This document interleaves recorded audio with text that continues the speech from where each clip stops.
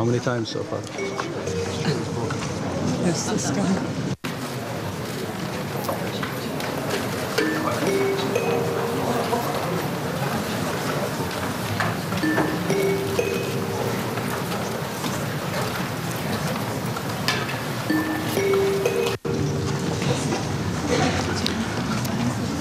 أعلن افتتاح الجلسة رقم 8183 لمجلس الأمن. في بداية هذه الجلسة أود باسم أعضاء مجلس الأمن I should like, on behalf of the members of the Security Council, to express profound grief and sorrow at the passing of His Excellency Mr. Nectar Darlington Moura, Permanent Representative of Malawi to the United Nations. The members of the Council convey their deepest sympathy to the family of the Ambassador Moura and to the government and people of Malawi. Today also marks the one-year anniversary of the passing of Ambassador Vitaly Churkin of the Russian Federation. I now invite the members of the Council to rise and observe a minute of silence in tribute to the memory of Ambassador Moura and Ambassador Churkin.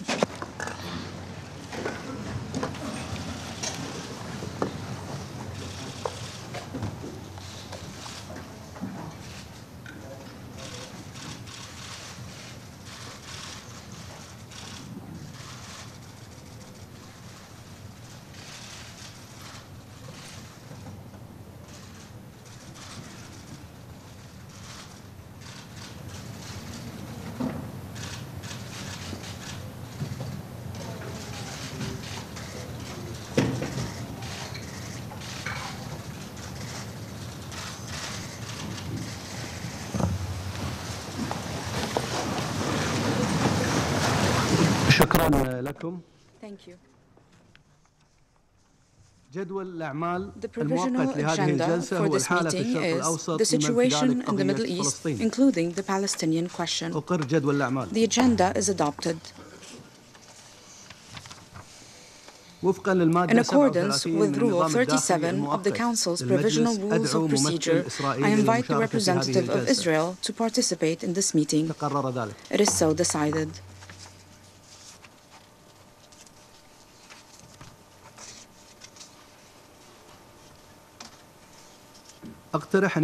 I propose that the Council invite the President of the Observer State of Palestine to participate in this meeting in accordance with the Provisional Rules of Procedure and the previous practice in this regard. There being no objection, it is so decided.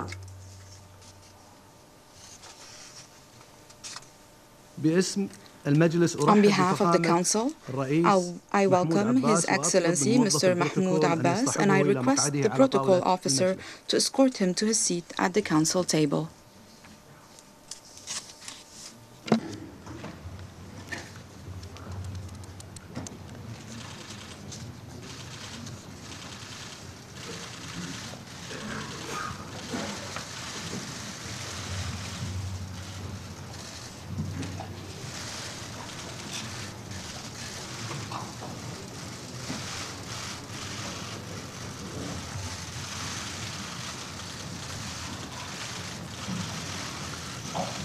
In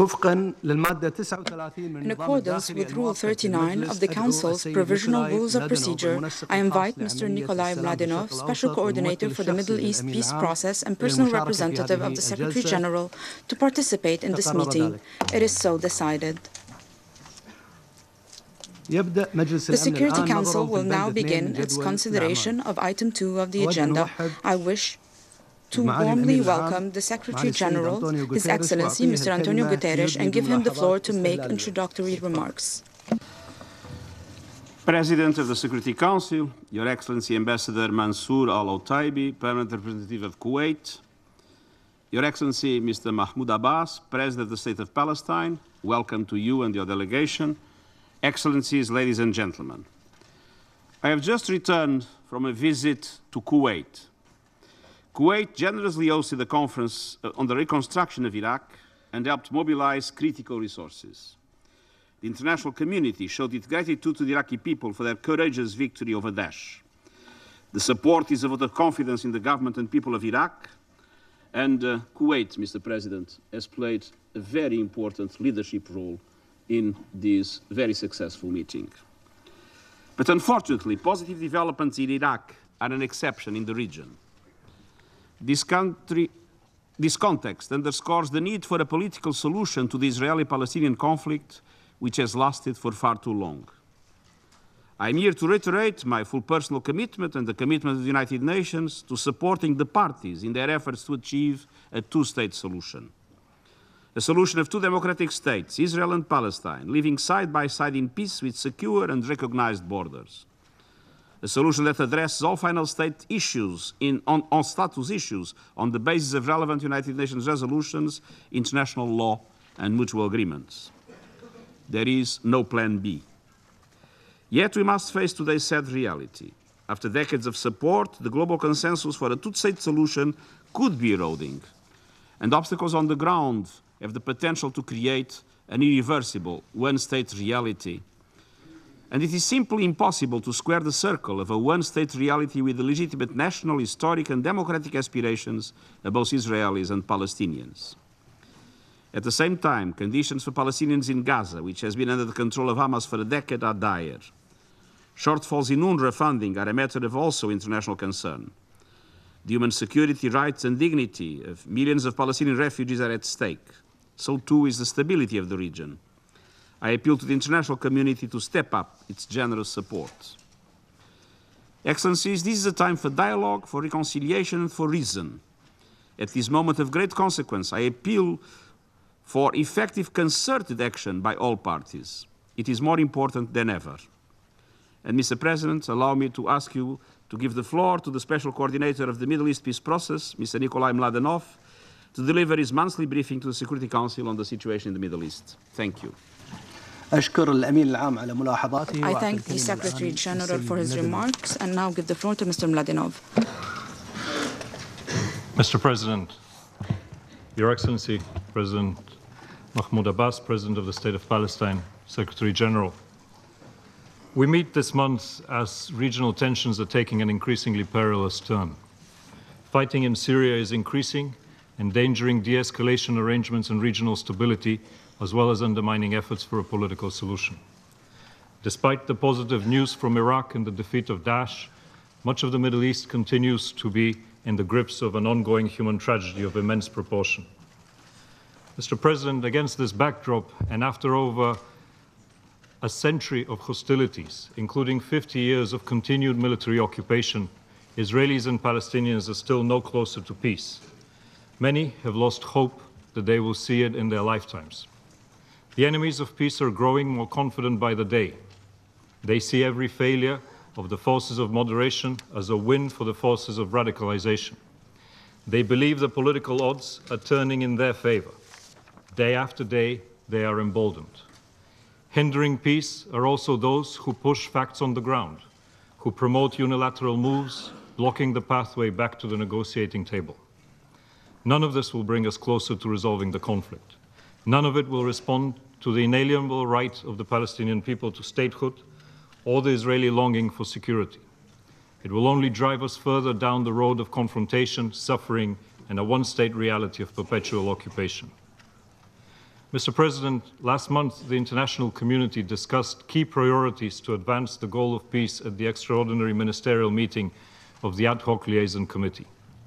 At the meeting, I was encouraged by widespread, unequivocal messages reaffirming support for the two-state solution in line with relevant UN resolutions and the need to resume meaningful negotiations over all final status issues, including the status of Jerusalem. Participants also made a critical commitment to undertake efforts to address the humanitarian crisis in Gaza, including support for projects focused on water, electricity, and economic recovery. My message to all was clear. First, we must clearly reaffirm that sustainable peace requires a two-state solution, one that can only be achieved through a negotiated process. Israelis and Palestinians have defined the final status issues, and only they, together, can determine their resolution. Second, efforts must continue to seek implementation of concrete and transformative steps on the ground, including ending Israeli settlement expansion and advancing policy shifts, particularly in Area C of the West Bank, consistent with the transition to greater Palestinian civil authority as called for in the 2016 report of the Middle East Quartet. Third, the Palestinian Authority must continue to advance institution building and service delivery to the Palestinian people and work towards bringing Gaza back under its control.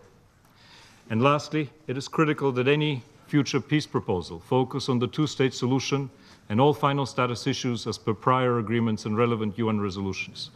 A failure to do so could have dangerous repercussions. Mr. President, maintaining support for Palestine refugees is fundamental to the pursuit of peace and stability in the region. I reiterate my ongoing concern over UNRWA's sizable funding shortfall, despite the welcome flexibility of some member states in accelerating the disbursement of their funding commitments. In addition, the emergency appeals launched on 30th of January seek to raise $800 million for the West Bank and Gaza, as well as for the Syria regional crisis, to meet the essential needs of some 1.5 million highly vulnerable people. I encourage member states to consider urgently providing new funding for UNRWA's critical requirements. As the peace process falters and the gulf between the two sides widens, Palestinians and Israelis continue to suffer the violent consequences on the ground. 7 Palestinians were killed by Israeli security forces in various incidents across the occupied Palestinian territory, and 1 Israeli civilian was stabbed and killed by a Palestinian in the West Bank. 3 of the Palestinians killed died during violent clashes with security forces. 1, a 16-year-old, was shot near Ramallah. He was the 4th child killed under such circumstances since the beginning of the year. I once again emphasize that the use of force must be calibrated and that lethal force should only be used as a last resort, with any resulting fatalities properly investigated by the authorities. I urge Israeli security forces to exercise maximum restraint to avoid casualties under such circumstances. I call upon all sides to reject violence, condemn terror, ensure accountability, and work to reduce tensions. In recent days, we have also witnessed dangerous security incidents in and around Gaza. On the 17th of February, 4 Israeli soldiers were wounded by an improvised explosive device placed at the Gaza fence. This was followed by Israeli airstrikes on some 18 Hamas targets, while Palestinian militants fired 2 rockets into Israel, 1 causing damage to a house in the Shar HaNegev Regional Council. 2 Palestinian teens were killed by Israeli security forces while reportedly attempting to approach the fence. Prior to this latest flare-up, during the course of the past month, 3 more rockets were fired towards Israel, with 2 Israeli retaliatory strikes, all without injuries. Mr. President, I encourage the international community to join the United Nations in calling on militants in Gaza to refrain from such provocations and end the building of tunnels and the firing of rockets towards Israel. Such actions and the response they elicit only risk the lives of Palestinians and Israelis, undermine peace efforts, and increase the likelihood of another devastating conflict.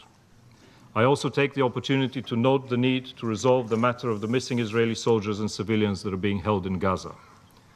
2 additional incidents, Mr. President, highlight the risk of escalation and the need for continued Israeli-Palestinian security coordination.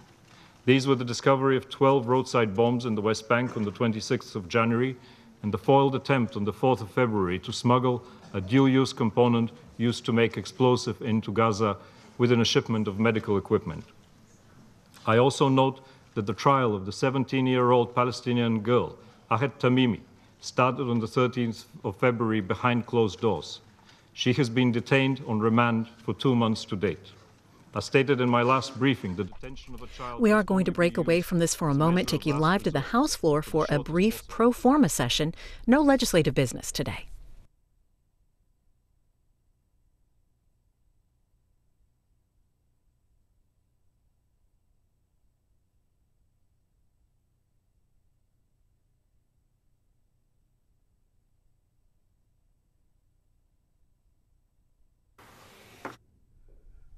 The chair today, Barbara Comstock of Virginia, starting the scheduled pro forma about an hour later than scheduled.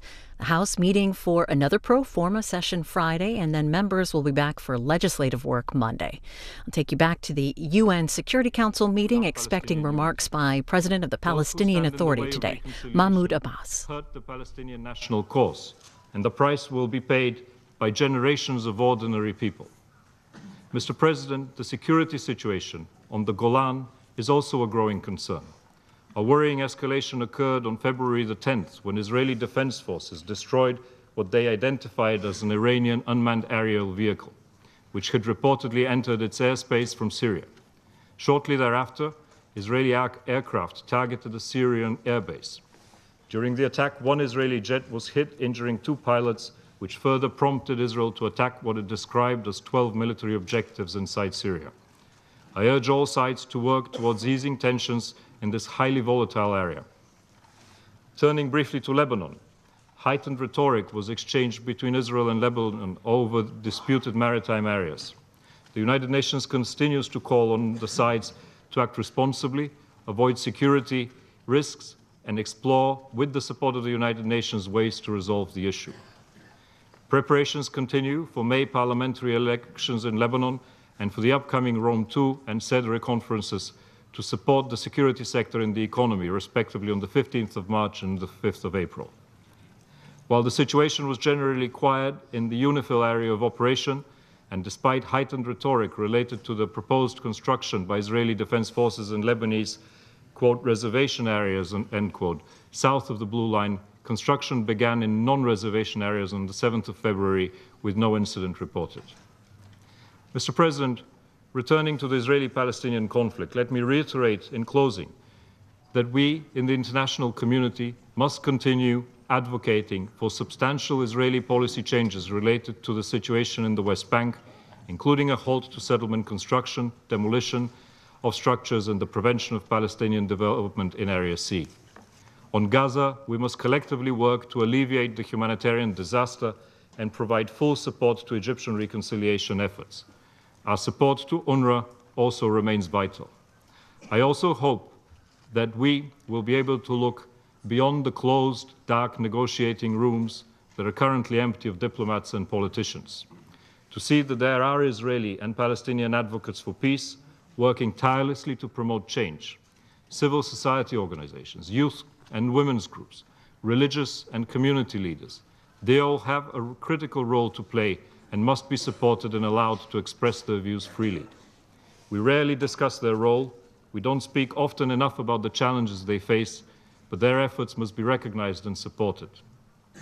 In this chamber, Mr. President, we have often spoken of the need for leadership on both sides to reach a deal, a compromise, through negotiations that would allow Israelis and Palestinians to separate and be masters of their own fate. But, Mr. President, these negotiations would not be negotiations between equals, for one side is under military occupation. Its leadership has committed to a peaceful solution to the conflict through negotiations. I urge, in closing, the international community not to give up on support for the moderate Palestinian leadership or on building up the institutions that will increase the chances of success. Our window of opportunity is closing, and if we do not seize it quickly, the Israeli-Palestinian conflict will be engulfed in the whirlwind of religious radicalization that remains present in the region. Thank you. I thank Mr. Mladenov for his briefing. I now give the floor to His Excellency Mr. Mahmoud Abbas, President of the Observer State of Palestine.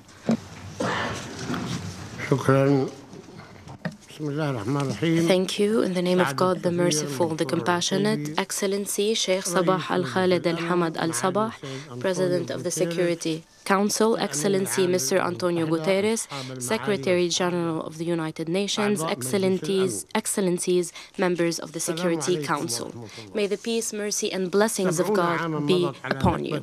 70 years have passed since Palestine's Nakba took place. Since then, 6 million Palestinian refugees continue to suffer from the cruelty of exile and loss of human security.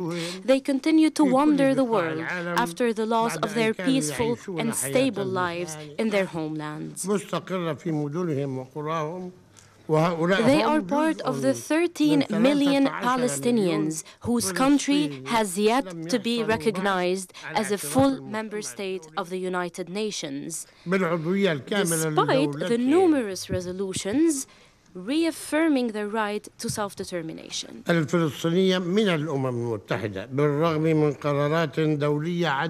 And despite resolutions reaffirming the right to statehood as well on their national lands.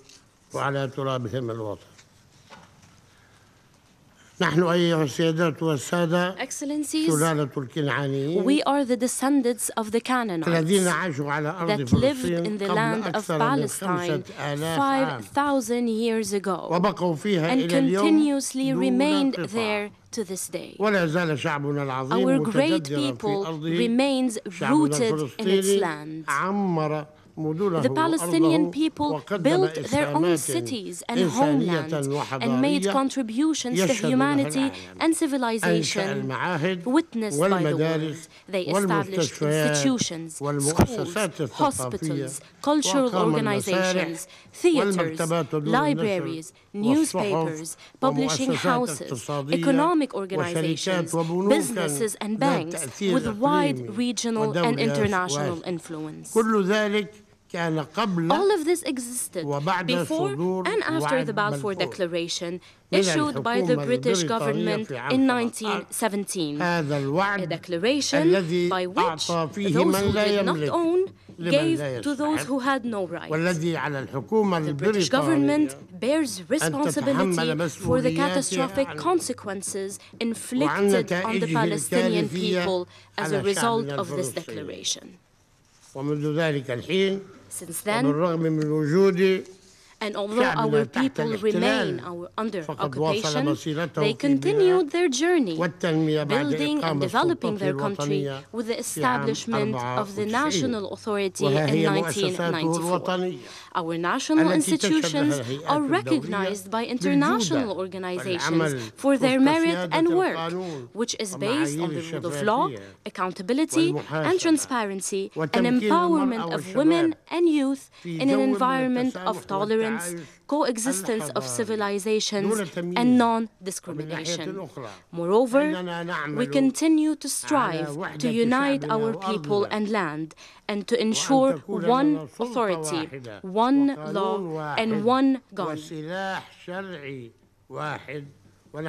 And we are determined to convene parliamentary and presidential elections. Mr. President, Excellencies, our conviction is deep-rooted, and our position is clear regarding the use of arms of any kind. Not only do we call for the dismantlement of nuclear weapons, but we are also opposed to conventional weapons, which have caused such vast destruction of states in our region and around the world. We have thus been committed to fostering a culture of peace, rejection of violence, pursuit of sustainable development, and the building of schools, hospitals, industrial zones, agricultural farms, and technological production, as opposed to establishing weapons factories and purchasing tanks and fighter jets. For we wish for our people to live in freedom and dignity, far from wars and destruction. The price of one tank can build a school. The price of one fighter jet can build a hospital that can protect people from all conventional and non-conventional weapons. We really want for our people to live in freedom and dignity, far from wars and destruction, and far from terrorism and extremism, which are being relentlessly combated in all areas of the globe. Accordingly, we have become party to 83 security agreements with states around the world, 83 states around the world, including the United States, the Russian Federation, and other European countries and other countries as well. Our goal from these agreements is one and only: fighting terrorism. Ladies and gentlemen, why are we here today? After a long journey and tremendous efforts to create a political path based on negotiations which could lead to a comprehensive and just peace, as you are aware, we participated in the Madrid Conference in 1991 and signed the Oslo Accords in 1993. We were alone with the Israelis and the Norwegians, you know that. These accords, the Oslo Accords, affirmed the imperative of reaching a solution for all permanent status issues before 1999. Unfortunately, this has not become reality. Therefore, we should wonder, why has it yet to be achieved? Nevertheless, we persisted in our efforts to reach peace. We engaged in dialogue at Wye River and Camp David. We participated in the Annapolis Conference. We engaged in dialogue with the former Israeli Prime Minister Olmert for 8 months. 8 months. And we met with Prime Minister Netanyahu in the presence of former Secretary of State Hillary Clinton and George Mitchell. We also accepted President Putin's invitation to meet with Mr. Netanyahu in Moscow, but he has regrettably evaded participating in such a meeting. We also engaged with all seriousness with former Secretary of State John Kerry. But the Israeli government's intransigence caused the failure of all of these efforts. After all of this, how can it be said that it is we who reject negotiations? We have never refused any invitation to participate in negotiations. Please do not say that we rejected negotiations. We believe that negotiations are the only path towards the peace. So how can we reject negotiations? Please believe me, this is not true. Confronted with this deadlock, we have neither given up nor have we lost hope. We have come to the United Nations believing in the purposes and principles of the Charter of the United Nations, which affirms, inter alia, the inadmissibility of the acquisition of territory by force and affirms the right of peoples to self-determination. Article 40 and 41 reaffirm that. Nobody has held Israel accountable when it occupied our territories in 1948. So the Charter affirms the rights of people to self-determination, which are among the issues this August Council will address tomorrow. We continue to engage with all of its agencies and bodies in our quest to end this occupation of our land and people. Yet, in spite of all of that, the United Nations has failed to implement its relevant resolutions until this very day. Is this possible, ladies and gentlemen? Is it logical that, despite the adoption of 705 General Assembly resolutions, 705 resolutions, from 1948 until this very day, and 86 Security Council resolutions in our favor, from 242 to 334. None of them have been implemented. Where are these resolutions which your August Council has adopted? 86 resolutions with no result whatsoever.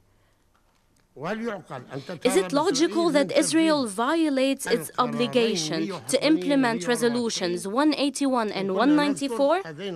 If you remember, these two resolutions were a sine qua non it was a condition for Israel to be accepted at the United Nations. And Moshe Sharet wrote a letter. He said that he was ready to implement these resolutions. And because of this commitment, Israel was accepted at the United Nations. But until this very day, these two resolutions have yet to be implemented. 181 and 194. Ladies and gentlemen, Israel is acting as a state above the law. It has transformed the occupation from a temporary situation, as per international law, into a situation of permanent settlement colonization. That it has occupied territories in 1967. It was supposed to be temporary. However, it has become permanent. It colonized all the areas that it wanted, including Jerusalem, that your August Council considers an occupied territory. How can this happen? Israel shut the door on the two-state solution on the basis of the 1967 borders. Here, we must reaffirm, as we have done in the past, that our problem is not with the followers of Judaism. No, Judaism is a monotheistic religion, as are Christianity and Islam. Our problem is only with the occupiers of our land and those denying our independence and freedom, disregarding their religion. Mr. President, we met with the President of the United States, Mr. Donald Trump, 4 times in 2017, and we have expressed our absolute readiness to reach a historic peace agreement. We repeatedly reaffirmed our position in accordance with international law, the relevant UN resolutions, and the two-state solution on the basis of the 1967 borders. Yet, this administration has not clarified its position. Is it for the two-state solution or for the one-state solution? And then, in a dangerous, unprecedented manner, this administration undertook an unlawful decision which was rejected by the international community to remove the issue of Jerusalem off the table without any reason.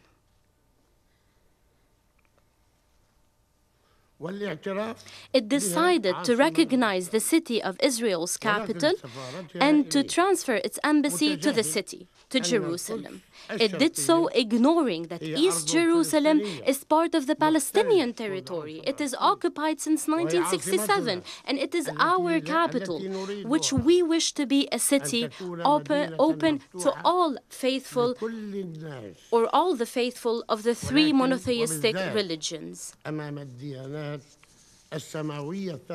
especially Islam, Christianity, and Judaism. It is also strange that the United States still lists the Palestine Liberation Organization on its terror list, and it imposes restrictions on the work of our mission in Washington under the pretext of congressional decisions since 1987. All of these international bilateral relations between us and the United Nations, including assistance and visits and broad visits, we then discover that the Congress believes we are terrorists. If the Congress thinks we are terrorists, how is the administration having relations with us? How is it visiting us? How is it providing assistance to us? How? How come? How do you help terrorists? And most recently, it has decided to punish the Palestine refugees by way of reduction of its contributions to UNRWA, in spite of the fact that it supported the agency's establishment, and it has endorsed the Arab Peace Initiative, which calls for a just and agreed solution for the plight of the refugees in accordance with Resolution 194. The United States has contradicted itself. It has contradicted its own commitments and has violated international law and the relevant resolutions with its decision regarding Jerusalem. No country alone can solve a regional or international conflict without the participation of other international partners.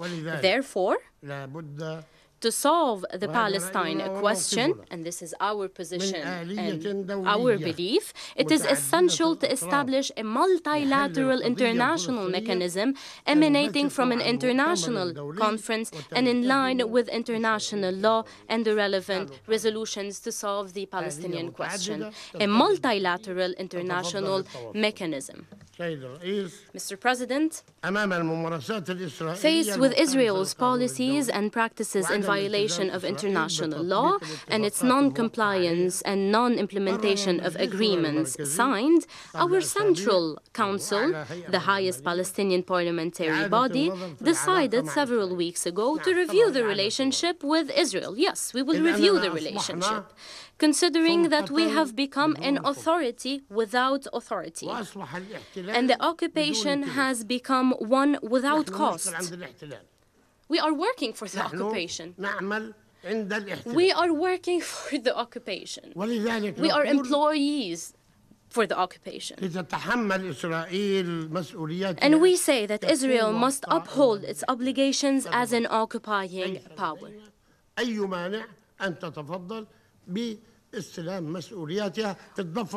We do not oppose seeing Israel shoulder its responsibility in the West Bank, because the situation is unbearable and unacceptable. And in spite of this, I confirm to you our commitment to maintain our institutions and achievements, which we have realized on the ground in Palestine, as well as the international arena.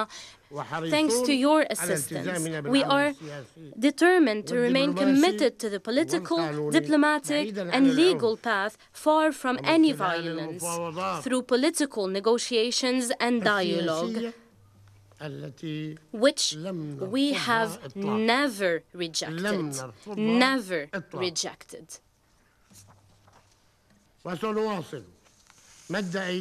We will continue to extend our hands to make peace, and we will continue to exert efforts to bring an end to the Israeli occupation based on the two-state solution, on the 1967 borders, and international legitimacy as per the relevant resolutions in order to achieve our national aspirations.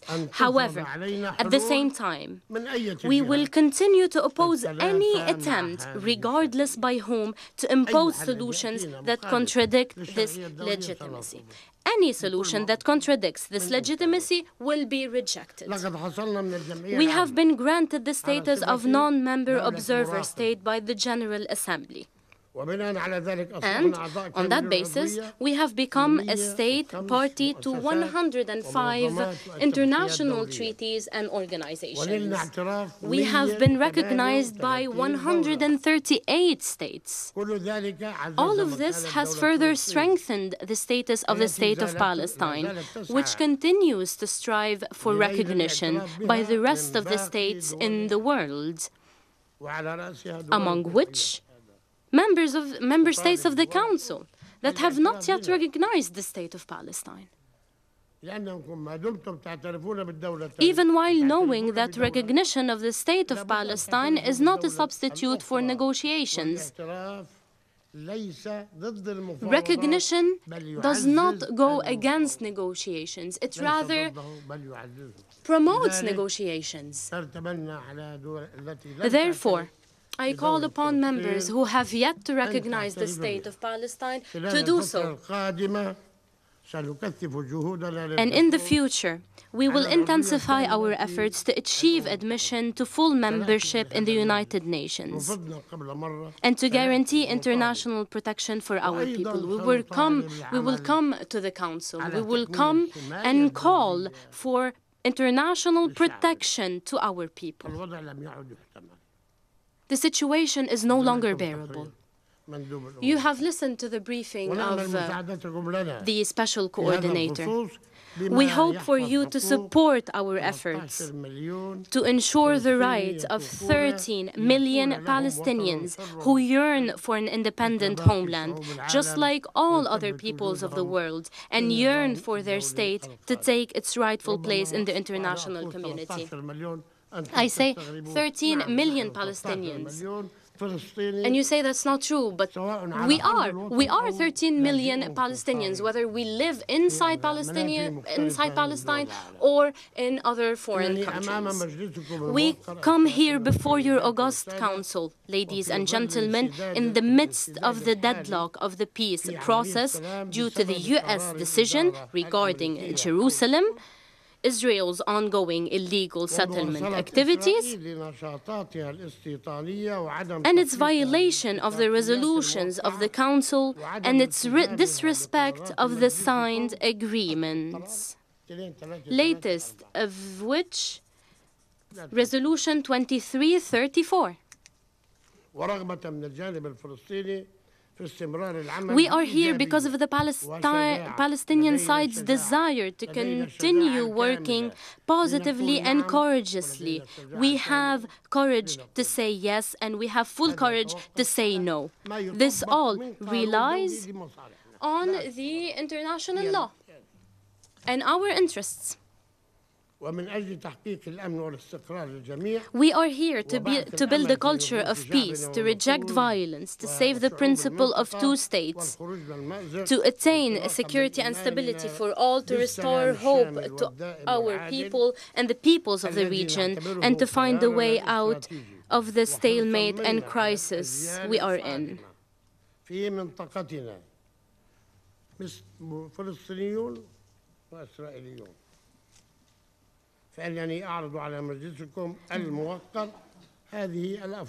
This is a strategic choice for the sake,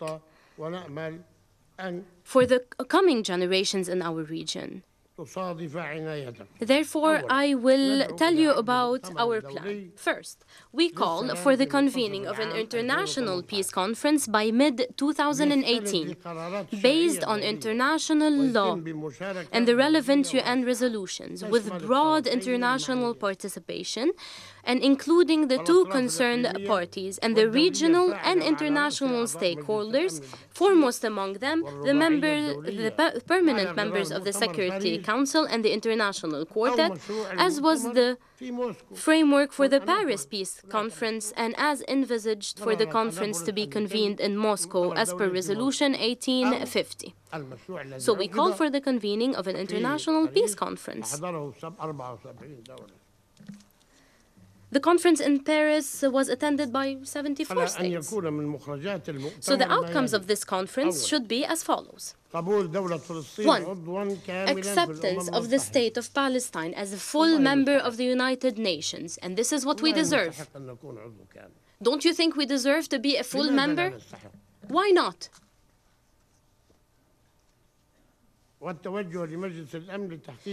And we call on the Security Council to achieve that.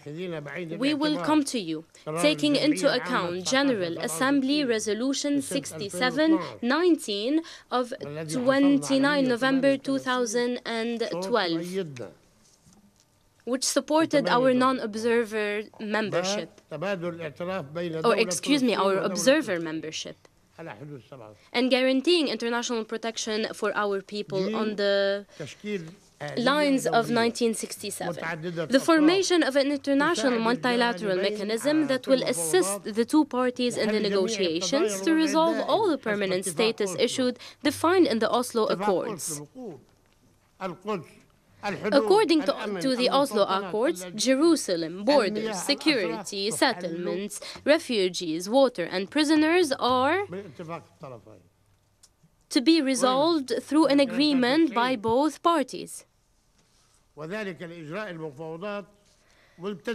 Conduct those negotiations on the basis of the international law and relevant UN resolutions, and implement what is to be agreed upon within a set time frame and with guarantees for this implementation. Negotiations are to be defined by a framework.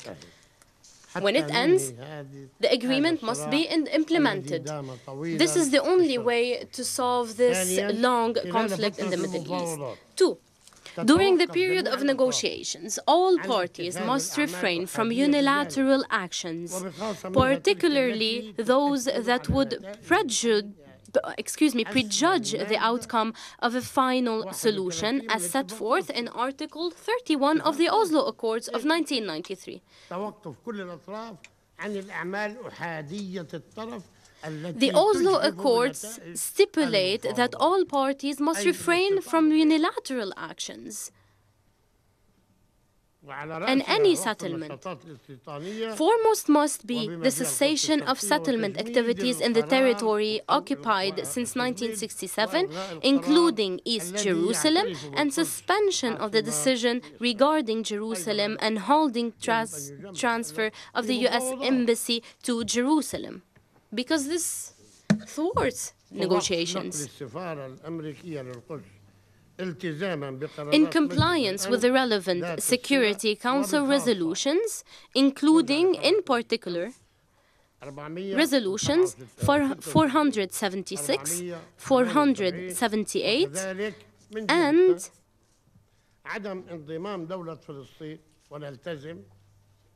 at the same time, the State of Palestine would refrain from further joining organizations as we have previously committed ourselves to, namely 22 international organizations out of 500 organizations and treaties. We have committed and we continue to be committed, although, unfortunately, the administration did not fulfill its commitments. Third, the implementation of the Arab Peace Initiative as adopted. From A to Z, and not from Z to A. According to the initiative, the Palestinian question must be solved and then regional issues will be solved. And this was affirmed by the initiative and all Arabs and Muslims which have adopted the Arab Peace Initiative. And when the initiative is implemented, when the State of Palestine is recognized in line with the borders of 1967 and the problem ends, all Arabs and Muslims will become ready to recognize the State of Israel. All Arabs and Muslims, 57 Arab and Muslim countries. This was stipulated in the agreements of Arab summits. And in this regard, we reaffirm the terms of reference for any upcoming negotiations, and they are as follows. Respect for international law.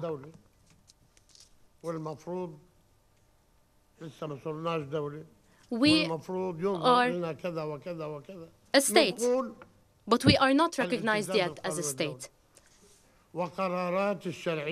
And yet, we affirm respect for international law and the relevant resolutions. And all of these resolutions must be respected, including Security Council resolutions 242, 338, through to resolution 2334 and the Arab Peace Initiative. 2.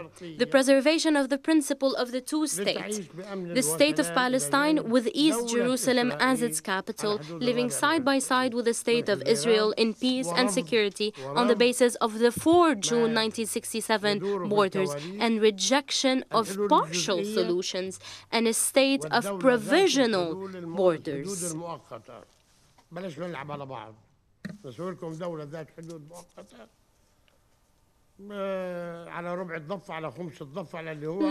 Let's be clear here. Let's be serious. We call for acceptance of minimal land swaps in equal value and ratio with the agreement between the two parties. 4. East Jerusalem as the capital of the State of Palestine and an open city for the faithful of the 3 monotheistic religions. The 3. 5. Ensuring the security of the two states without undermining the independence and sovereignty of either of them. Yes, sovereignty is key. It cannot be preserved by occupation or by violence. We are ready to find solutions to protect the borders. 6. A just and agreed solution for the Palestine refugees on the basis of Resolution 194 in accordance with the Arab Peace Initiative. And pending a just solution, continuation of the international commitment and support of UNRWA. 6 million refugees. Who will take care of them? If you stop your assistance to these 6 million refugees who are educated, if you end your assistance, they become terrorists or refugees in Europe. It's either that or you continue to support UNRWA until the crisis ends. Mr. President, we are ready to undertake the longest journeys to the farthest places in the world in order to acquire our rights. But we are not ready to move one finger if anyone wants us to forsake these rights. We are ready to undertake the longest journeys. I am ready to take the longest journey, even though I hate to walk, and everybody knows that.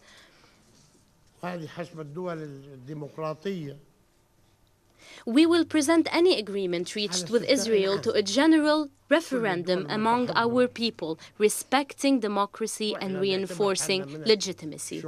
And we believe we are a democratic country.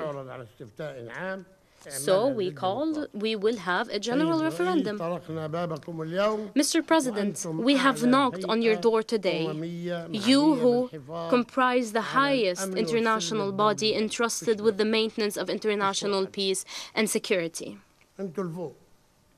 You are the highest international body. We have presented our vision for peace. Hopefully, it will be received with wisdom and justice. We are ready to begin negotiations immediately in order to achieve the freedom and independence of our people, just like all other nations, and to achieve peace and security for all in our region and the world, so that future generations can enjoy the benefits of this peace, following the enormous sacrifices by our people of that dearest to them, among them our martyrs, wounded and prisoners. This Security Council, ladies and gentlemen, is the highest entity to which the peoples of the world seek sanctuary and protection. After this council, we rest our issue to the Almighty. The Almighty. Until Judgment Day. For if justice for our people cannot be attained here, then to where should we go? We call upon you, we beg you to help us. Help us so that we do not commit an act that goes against our beliefs and your beliefs. Thank you so much.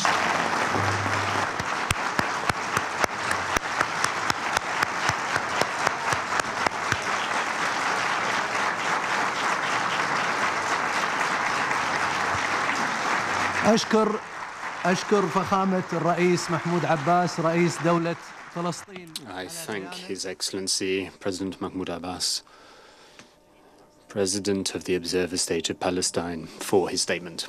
الرئاسة الآن تعطي الكلمة لممثل إسرائيل. The President now wishes to give the floor to the Representative of Israel. Mr. Secretary General, I expected Mr. Abbas to stay with us and have a dialogue. Unfortunately, he is once again running away. Look what just happened in this room. Mr. Abbas came in, he put his demands on the table, and he left, and he's expecting you to deliver the results. It's not going to work that way. The only way to move forward is to have direct negotiations between Israel and the Palestinians. Mr. President, it is unfortunate that we are meeting here today. For the past 7.5 years, the chairman of the Palestinian Authority, Mahmoud Abbas, has refused to meet even once with Prime Minister Netanyahu. He has refused to negotiate peace. Yet, during that same time, Mr. Abbas has made 7 trips here to the United Nations. Today, once again, rather than driving just 12 minutes between Ramallah to Jerusalem, he has chosen to fly 12 hours to New York to avoid the possibility of peace. Mr. Abbas, you have made it clear with your words and with your actions that you are no longer part of the solution, you are the problem. What have you done to better the life of a single person in Ramallah or Gaza. The Palestinians need leadership that will invest in education, not glorify violence. They need leadership that will build hospitals, not pay terrorists. They need leadership that will negotiate with Israel, speak to us, and not run away from dialogue. You just addressed the members of the Security Council, Mr. Abbas, and spoke of your commitment to peace. This is what you often do when speaking to international forums. But when you address your people in Arabic, you convey a very different message. A few weeks ago, when Abbas spoke to the PLO Central Committee, he called the national movement of the Jewish people, and I quote, a colonialist project that has no connection to Judaism. In the same shameful speech, he had the audacity to accuse Jews of supporting anti-Semitism in order to promote Zionism. This was not the first time he used such hateful language. In September 2015, as part of his attempts to delegitimize the connection between the Jewish people and the land of Israel, he said, and I quote, the Jews had no rights to the Temple Mount and other holy sites, and the Jews desecrate them with their filthy feet. He then went on to incite his people to violence, saying, and I quote, we welcome every drop of blood spilled in Jerusalem. Mr. Abbas, you inspire a culture of hate within Palestinian society. You name schools and public squares in honor of terrorists. You encourage your children to hate by teaching them in school that Jews are descendants of apes. Just this month, your Fatah faction praised the terrorist who killed Rabbi Raziel Shevach, and you remained silent and refused to condemn the terrorist who killed a father of 6 as he was driving home to see his children. Mr. Abbas, your incitement does not end with rhetoric. You have made it official Palestinian policy to sponsor terrorism. In 2017, you spent $345 million paying terrorists for killing innocent Israelis. That is 50% of total foreign aid donated to the PA, 50% of your money. This is money you could have spent building 40 hospitals. This is money you could have used to build 172 schools every year. Your travel around the world seeking international intervention is an attempt to avoid the hard choices necessary for peace. You look to every possible forum because you don't want to actually negotiate with Israel. Mr. President, it is unfortunate, but this reckless behavior by Chairman Abbas is nothing new. It is a pattern he has continued in the spirit of over 70 years of missed opportunities by Palestinian leadership. We recently celebrated 70 years since the adoption of General Assembly Resolution 181. For the Jewish people, it represented international recognition of our historic rights to our homeland. We accepted the resolution immediately. It was not perfect. It did not provide us with all that we deserved, but it gave us hope for a better future. Yet, this past November, as Israel celebrated this milestone, the Palestinians marked this anniversary with grief and mourning, just as they did 70 years ago when they chose to reject it. Since that moment in 1947, Israelis fought valiantly in too many wars against our enemy's intent to destroy our country.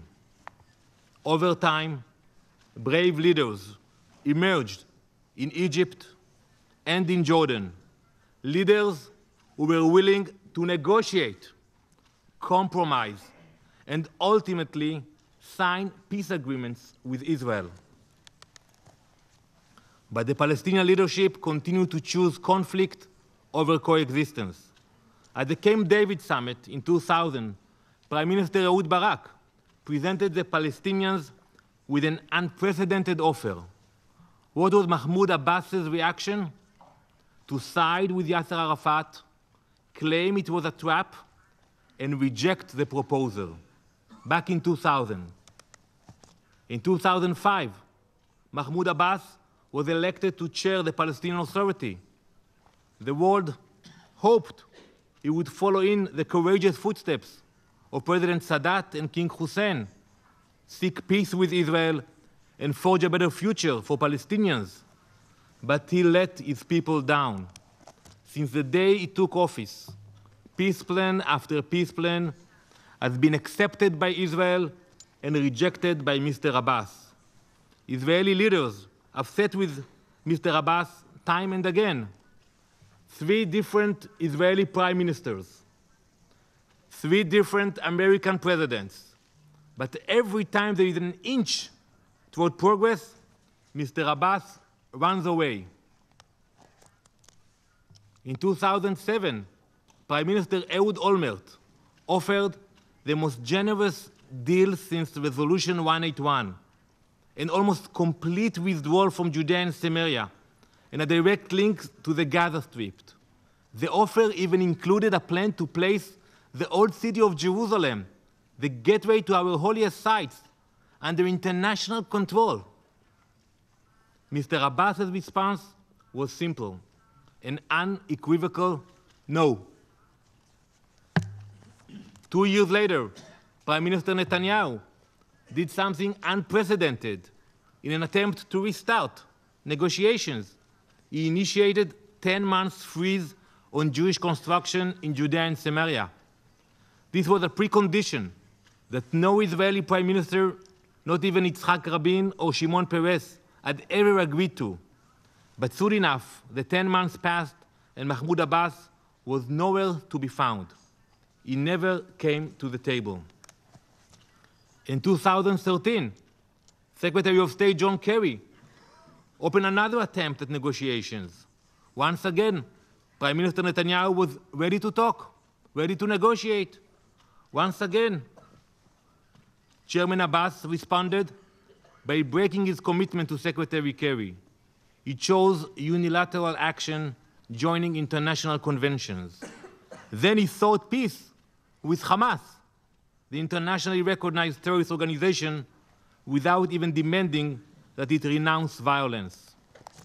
Today, as we speak, the current US administration is once again working very hard to make progress toward peace. Mr. Abbas, however, is once again looking hard for an excuse.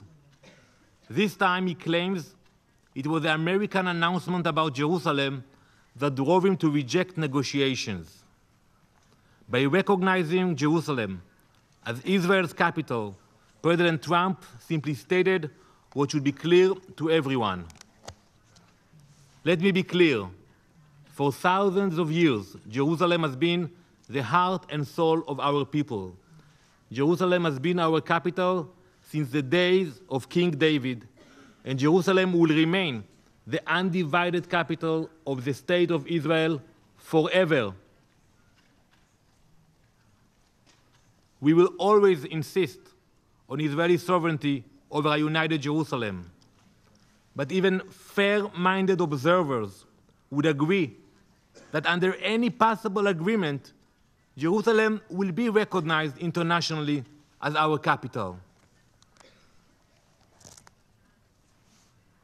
After all these years of Abbas's rejectionism, one thing is very clear.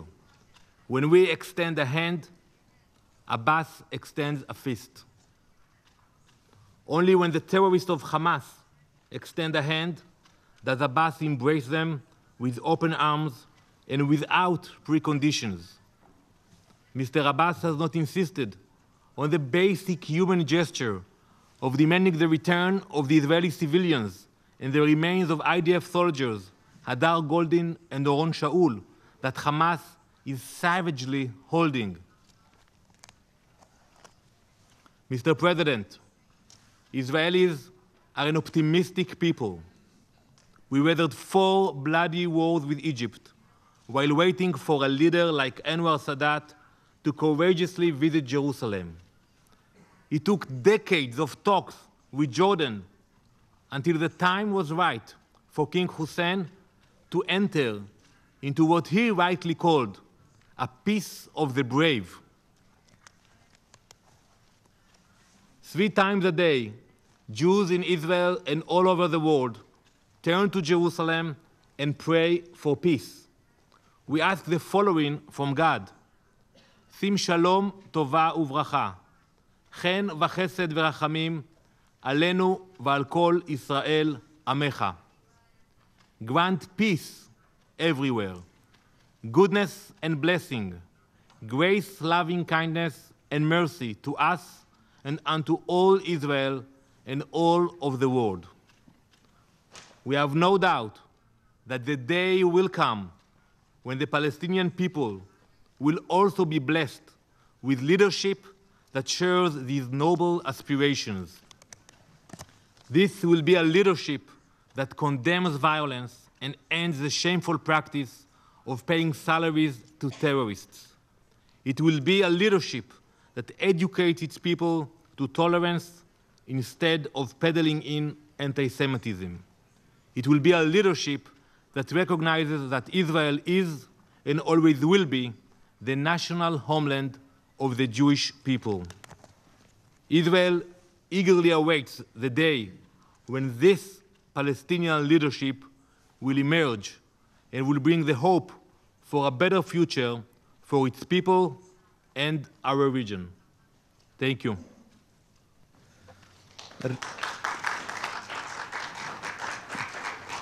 الرئاسة تشكر ممثل إسرائيل والآن أعطي الكلمة. I thank the representative of Israel, and I would like to now give the floor to those council members who wish to make statements. I give the floor to the United States. Thank you, and thank you, Mr. Secretary General, for being with us today, as well as Mr. Mladenoff for his briefing. We are meeting today in a forum that is very familiar to all of us. This session on the Middle East has been taking place each month for many, many years. Its focus has been almost entirely on issues facing Israelis and Palestinians. And we have heard many of the same arguments and ideas over and over again. We have already heard them again this morning. It is as if saying the same things repeatedly without actually doing the hard work and making the necessary compromises will achieve anything. Beginning last year, we have tried to broaden the discussion, and we have had some success in doing so. I thank my colleagues who have participated in those broader discussions. One reason we did that is our well-founded belief that the United Nations spends an altogether disproportionate amount of time on Israeli-Palestinian issues. It's not that those issues are unimportant. They are certainly very important. The problem is that the UN has proven itself time and again to be a grossly biased organization when it comes to Israel. As such, the UN's disproportionate focus has actually made the problem more difficult to solve by elevating the tensions and the grievances between the two parties. Another reason we have attempted to shift the discussion is that the vast scope of the challenges facing the region dwarf the Israeli-Palestinian conflict. As we meet here today, the Middle East is plagued by many truly horrendous problems. In Yemen, there is one of the worst humanitarian disasters on earth, with millions of people facing starvation. Meanwhile, militia groups fire Iranian rockets from Yemen into neighboring countries. In Syria, the Assad regime is using chemical weapons to gas its own people. This war has taken the lives of over 500,000 Syrians. Millions more have been pushed into neighboring Jordan, Turkey, and Lebanon as refugees, causing major hardships in those countries. In Lebanon, Hezbollah's terrorists exert ever more control, illegally building up a stockpile of offensive weapons, inviting a dangerous escalation that could devastate regional security. ISIS has engaged in an inhumane level of cruelty in much of the region. They've been dealt severe setbacks in Iraq and Syria, but they are not completely yet destroyed, and they still pose serious threats. Egypt faces repeated terrorist attacks. And of course, there is the terrorist-sponsoring regime in Iran that initiates and encourages most of the troubles I just outlined. These immense security and humanitarian challenges throughout the region should occupy more of our attention rather than having us sit here month after month and use the most democratic country in the Middle East as a scapegoat for the region's problems. But here we go again. I do not mean to suggest that there is no suffering in the Israeli-Palestinian conflict. Both sides have suffered greatly. So many innocent Israelis have been killed or injured by suicide bombings, stabbings, and other sickening terrorist attacks. Israel has been forced to live under constant security threats like virtually no other country in the world. It should not have to live that way. And yet, Israel has overcome those burdens. It is a thriving country with a vibrant economy that contributes much to the world in the name of technology, science, and the arts. It is the Palestinian people who are suffering more. The Palestinians in Gaza live under Hamas terrorist oppression. I can't even call it a governing authority, as Hamas provides so little in the way of what one would normally think as government services. The people of Gaza live in truly awful conditions, while their Hamas rulers put their resources into building terror tunnels and rockets. The Palestinians in the West Bank also suffer greatly. Too many have died, and too much potential has been lost in this conflict. We are joined here today by Palestinian Authority President Abbas. I'm sorry he declined to stay in the chamber to hear the remarks of others. Even though he has left the room, I will address the balance of my remarks to him. President Abbas, when the new American administration came into the office last January, we did so against the fresh backdrop of the passage of Security Council Resolution 2334. In the waning days of the previous American administration, the United States made a serious error in allowing that resolution to pass. Resolution 2334 was wrong on many levels. I'm not going to get into the substance now. But beyond the substance, perhaps its biggest flaw was that it encouraged the false notion that Israel can be pushed into a deal that undermines its vital interests, damaging the prospects for peace by increasing mistrust between the Israelis and the Palestinians. In the last year, the United States has worked to repair that damage. At the UN, I have opposed the bias against Israel, as any ally should do. But that does not mean I or our administration is against the Palestinian people. Just the opposite is true. We recognize the suffering of the Palestinian people, as I have recognized here today. I sit here today offering the outstretched hand of the United States to the Palestinian people in the cause of peace. We are fully prepared to look to a future of prosperity and coexistence. We welcome you as the leader of the Palestinian people here today. But I will decline the advice I was recently given by your top negotiator, Saeb Erekat. I will not shut up. Rather, I will respectfully speak some hard truths. The Palestinian leadership has a choice to make between two different paths. There's the path of absolutist demands, hateful rhetoric, and incitement to violence. That path has led and will continue to lead to nothing but hardship for the Palestinian people. or there is the path of negotiation and compromise. History has shown that path to be successful for Egypt and Jordan, including the transfer of territory. That path remains open to the Palestinian leadership, if only it is courageous enough to take it. The United States knows the Palestinian leadership was very unhappy with the decision to move our embassy to Jerusalem. You don't have to like that decision. You don't have to praise it. You don't even have to accept it. But know this, that decision will not change. So once again, you must choose between two paths. You can choose to denounce the United States, reject the U.S. role in peace talks, and pursue punitive measures against Israel in international forums like the UN. I assure you that path will get the Palestinian people exactly nowhere toward the achievement of their aspirations. Or you can choose to put aside your anger about the location of our embassy and move forward with us toward a negotiated compromise that holds great potential for improving the lives of the Palestinian people.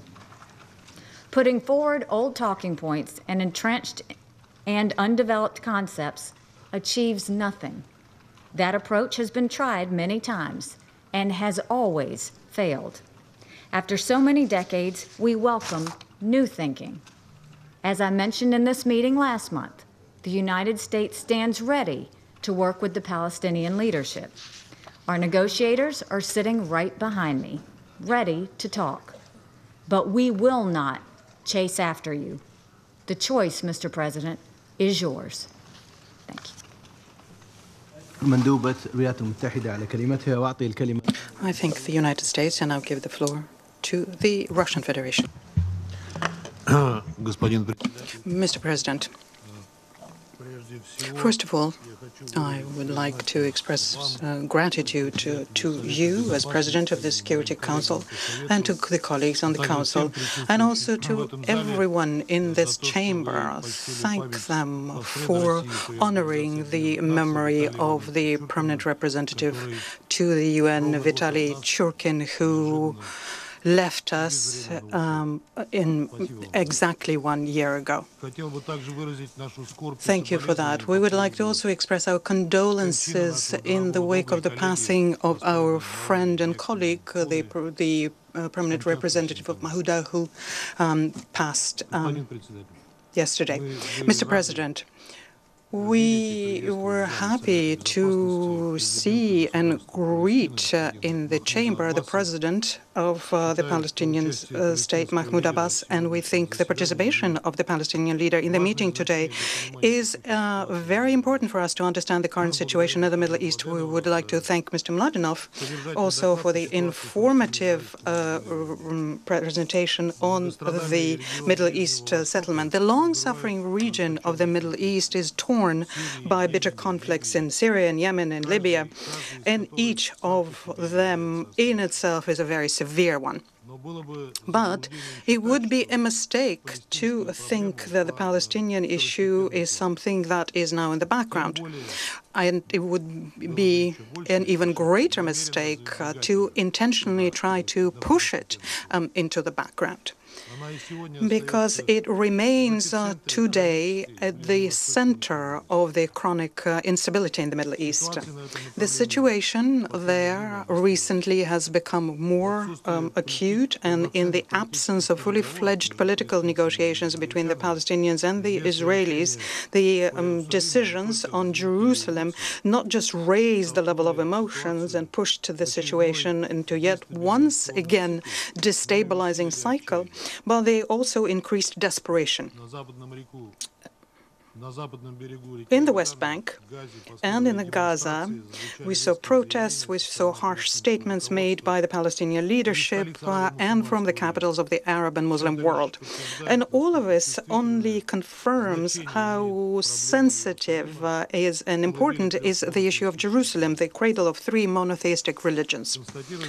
We also note that the growing rate of Israeli settlements is something that undermines the prospect of a two-state two-state solution. And this is a kind of policy that should stop. What is of critical importance is effectively supporting the work of the United Nations Relief and Works Agency for Palestinian refugees in the Near East. We cannot allow the situation where Palestinians find themselves in a position where they have nothing to lose, because this would feed radicalism and can explode the situation in the Palestinian territories and in the region as a whole. Russia is contributing regularly to the budget of the agency, and we're also extending humanitarian assistance to the Palestinians bilaterally.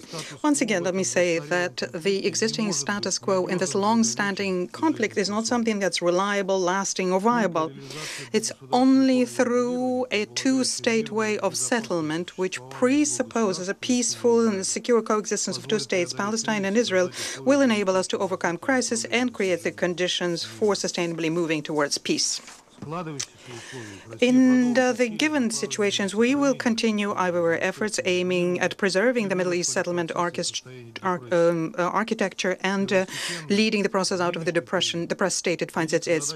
We think that what is needed now is to renew immediately direct negotiations between the Palestinians and the Israelis on the agreed international basis, including Security Council resolutions and the Arab Peace Initiative.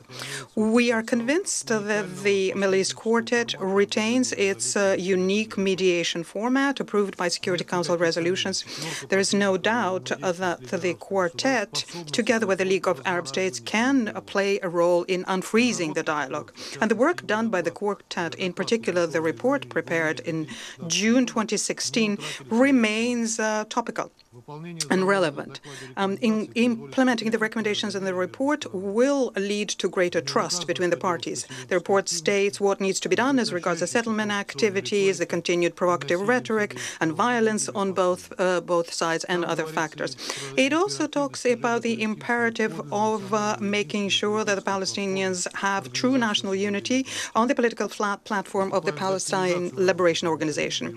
We are advocating enhanced work of this mechanism together with the League of Arab States and all participants who can contribute towards leading this process out of the impasse. We also welcome the efforts made by Egypt and Jordan here.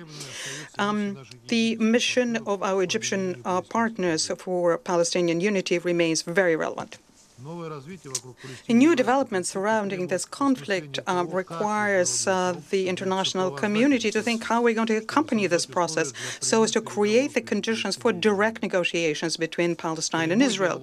A direct dialogue on settling all of the final status issues is a constant that we have in the Middle East equation.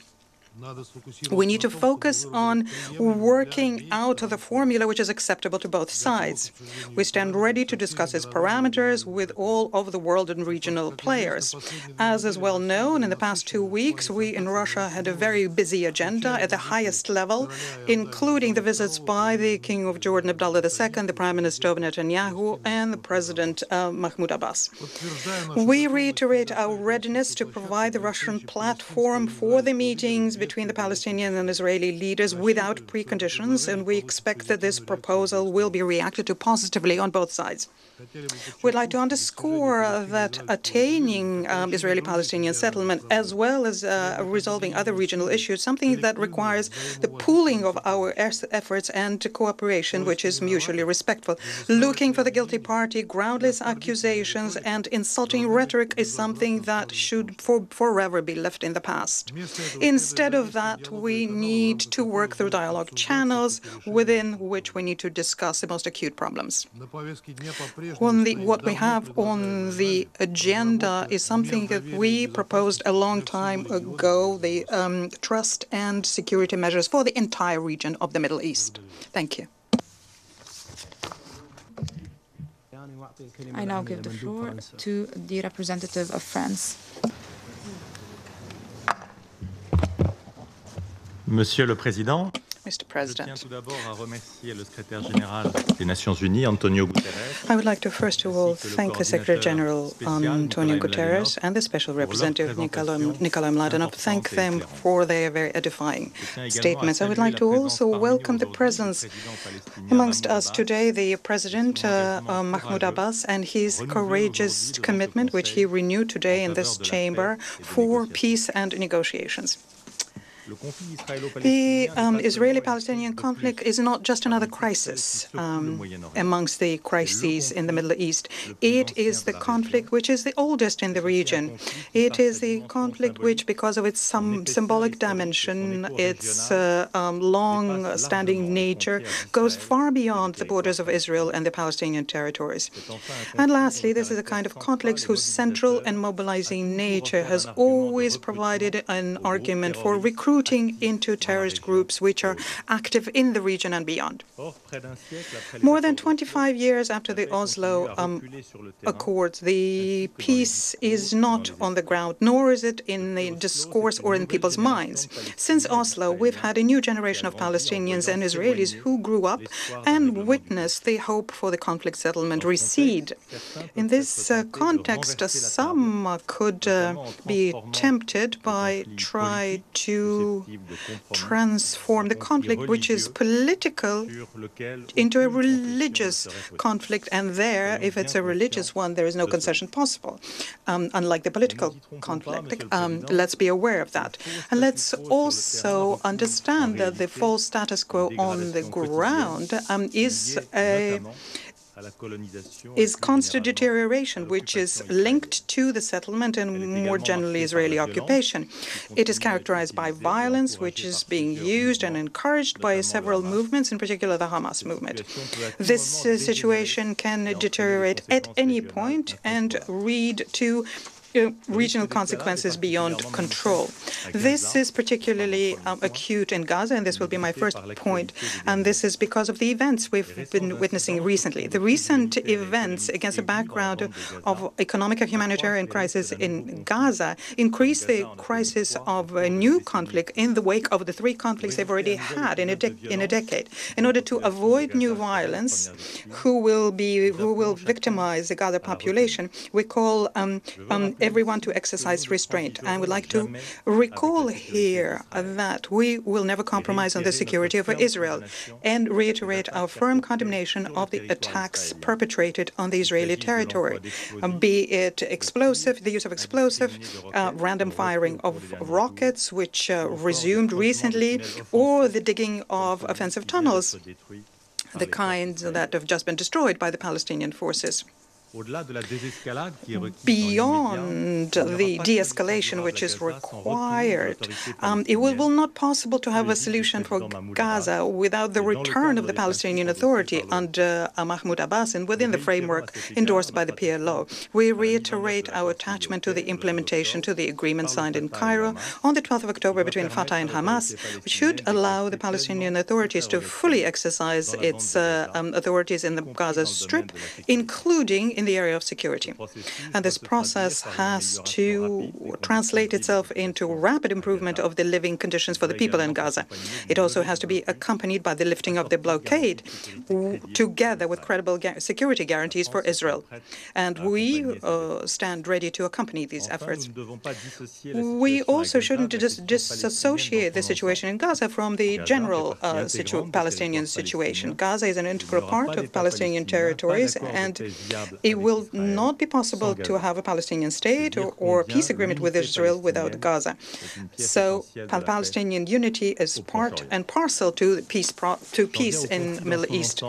Now, my second point, the conflict as a whole. The conflict is the oldest in the Middle East, but it is also the only conflict whose solution is very well known and shared. This solution is based on the principle of two states, living in peace and security, with safe and recognized borders, the borders along the lines of 1967, with the mutually agreed land swaps, Jerusalem as future capital of the two states, an agreed, realistic and fair solution for the Palestinian refugees. All negotiations has to be based on internationally agreed parameters, which themselves are based in international laws and the resolutions of this Council. These parameters are not optional, they create the very framework for negotiations. We know very well that the fates of the Palestinians and the Israelis are linked. None of the two peoples will realize its national aspirations at the expense of the other. Mr. President, we are today at a crossroads, at a critical state where each of the parameters I just named is fragile. On the 1967 lines, the settlement and colonization of Palestinian territories on all legislative and administrative measures is creating a new reality on the ground, implementing a project which is incompatible with a two-state solution. If we're not careful, this solution will disappear as like a mirage in a desert. After a record year for settlement activities in 2017, the announcements about 1,800 housing units for this year has already been made. The position of France on this is clear. We condemn the settlement in any form. It is illegal under international law. This was recalled in Resolution 2334 by this Council. It is also dangerous because it destroys on the ground the possibility of two states and undermines the trust between parties. Now, on the issue of Jerusalem, the status of this city can only be determined by the parties within the framework of a peace agreement. Under this future agreement, the city is to be the capital of the two states, Israel and Palestine. In the absence of such an agreement, we recognize no sovereignty over Jerusalem. We therefore approve no announcement outside of the international consensus and the relevant resolution of the Security Council, in particular, Resolution 478. Similarly, we regret the adoption at the beginning of this year of the Israeli law on Jerusalem, which will make it much more difficult to share Jerusalem within the framework of the future peace agreement. And lastly, the situation in the Palestinian refugee camps. This is a time bomb. In Gaza, and I'm not going to dwell on this, and in the whole region. Until and unless we have a realistic and fair solution for refugees, until such time, UNRWA's services to more than 5 million of refugees will remain indispensable. This is a humanitarian imperative, in particular in such areas as medical assistance and food supplies. It's a human development issue, in particular when it comes to education through the network of UNRWA schools. But there's also an imperative for security and stability of the region, the situation in Lebanon being particularly concerning here. Let's be lucid here, Mr. President. The weaker UNRWA becomes, the more terrorist groups can use the Palestinian refugee camps as grounds for recruitment. In the name of humanitarian issues, but also being realistic and for our security interests, we call upon the United States not to renounce on the historic and essential role they've been playing in UNRWA. Additionally, all of the donors, current and potential, should make a new effort to promote the unique tool for regional stabilization, which is UNRWA. Mr. President, I recalled the main parameters for conflict resolution, which are based on the resolutions of this very Council. And my third and last point is this. How can we, on this basis, contribute towards the resumption of negotiations? We take note of the commitment of the United States, whose role is essential to find a way of resuming negotiations with a view to the final status agreement. And we would like to see the American proposal to be within the framework of what is agreed by international community. This was recalled by the President of the Republic, Emmanuel Macron, when he met with Prime Minister Benjamin Netanyahu and Mahmoud Abbas in December last. We intend to remain in close contact with the parties and contribute towards working for the preservation of the possibility of two states and the resumption of negotiations. Now, on the methodology, we welcome with interest the proposals voiced today by President Abbas, and we are open to studying the development of the ways of international accompaniment for the peace process. We have been thinking about this for a long time, and this was the motivation for the initiative, which resulted in the Paris conference on the 15th January 2017. In the course of this conference, more than 70 countries renewed their agreement on the parameters for peace and their idea according to which the Israelis and the Palestinians have to create between them, through negotiations, a lasting solution. Such a development is not to question the role played by the United States. Their commitment to support the peace process is indispensable, but it will enable us to better associate, on the basis of the international parameters I described, the actors who can play constructive roles with the parties in order to enable them to renew and lead successful negotiations. And amongst them, regional actors will play an essential role by basing themselves on the Arab Peace Initiative, the prospect for full regional normalization for Israel, and then in the wake of a peace agreement. And members of the Council should provide their support. Mr. President, I would like to say again that there is no viable solution to a two-state solution. A single state will provide two citizenship regimes in the same country, and this will create a situation which is unequal, unacceptable in principle, and could lead to disastrous consequences. This situation will create two kinds of impasses. For the Palestinians, this will mean that they will have to abandon their hopes of statehood, and for the Israelis, this will mean the end of their national democratic project. If we have an emergency today, it is to provide a political prospect for the Israelis and the Palestinians by working actively in order to restore the hope for two states and the possibility for negotiations between the two parties. France, because it is a friend of Israelis, as it is a friend of the Palestinians, will play its full role nationally and together with international partners. I thank you. أشكر مندوب فرنسا على بيانه وأعطي الكلمة الآن إلى مندوب السويد. I thank France and I give the floor to Sweden. Thank you very much, Mr. President, and I also want to thank the Secretary General and Special Coordinator for, as always, detailed and but sobering briefings to the Security Council. I want to say, too, that we fully support the work of Mr. Mladenov and his team on the ground and the work that you're doing every day to search for peace in the Middle East. We were also pleased to see President Abbas in the Council today and to hear his message. Mr. President, for many years we have spoken about the Middle East peace process as being at a crossroads. This statement has never been more accurate than it is today. And at every crossroads there is a choice to be made. At this moment in time, there are a number of worrying developments in terms of the choices we see being made. Accelerated illegal settlement expansion, harmful Israeli legislative measures, resurgent violence, including rocket attacks, the grave and deteriorating humanitarian situation in Gaza, which we dealt with in detail last week, and a threat to the specific status of Jerusalem, as it is embodied in inter alia Security Council Resolution 478, are amongst the many examples. At the same time, our commonly agreed destination is as clear as ever: two states, Israel and Palestine, living side by side in peace and security.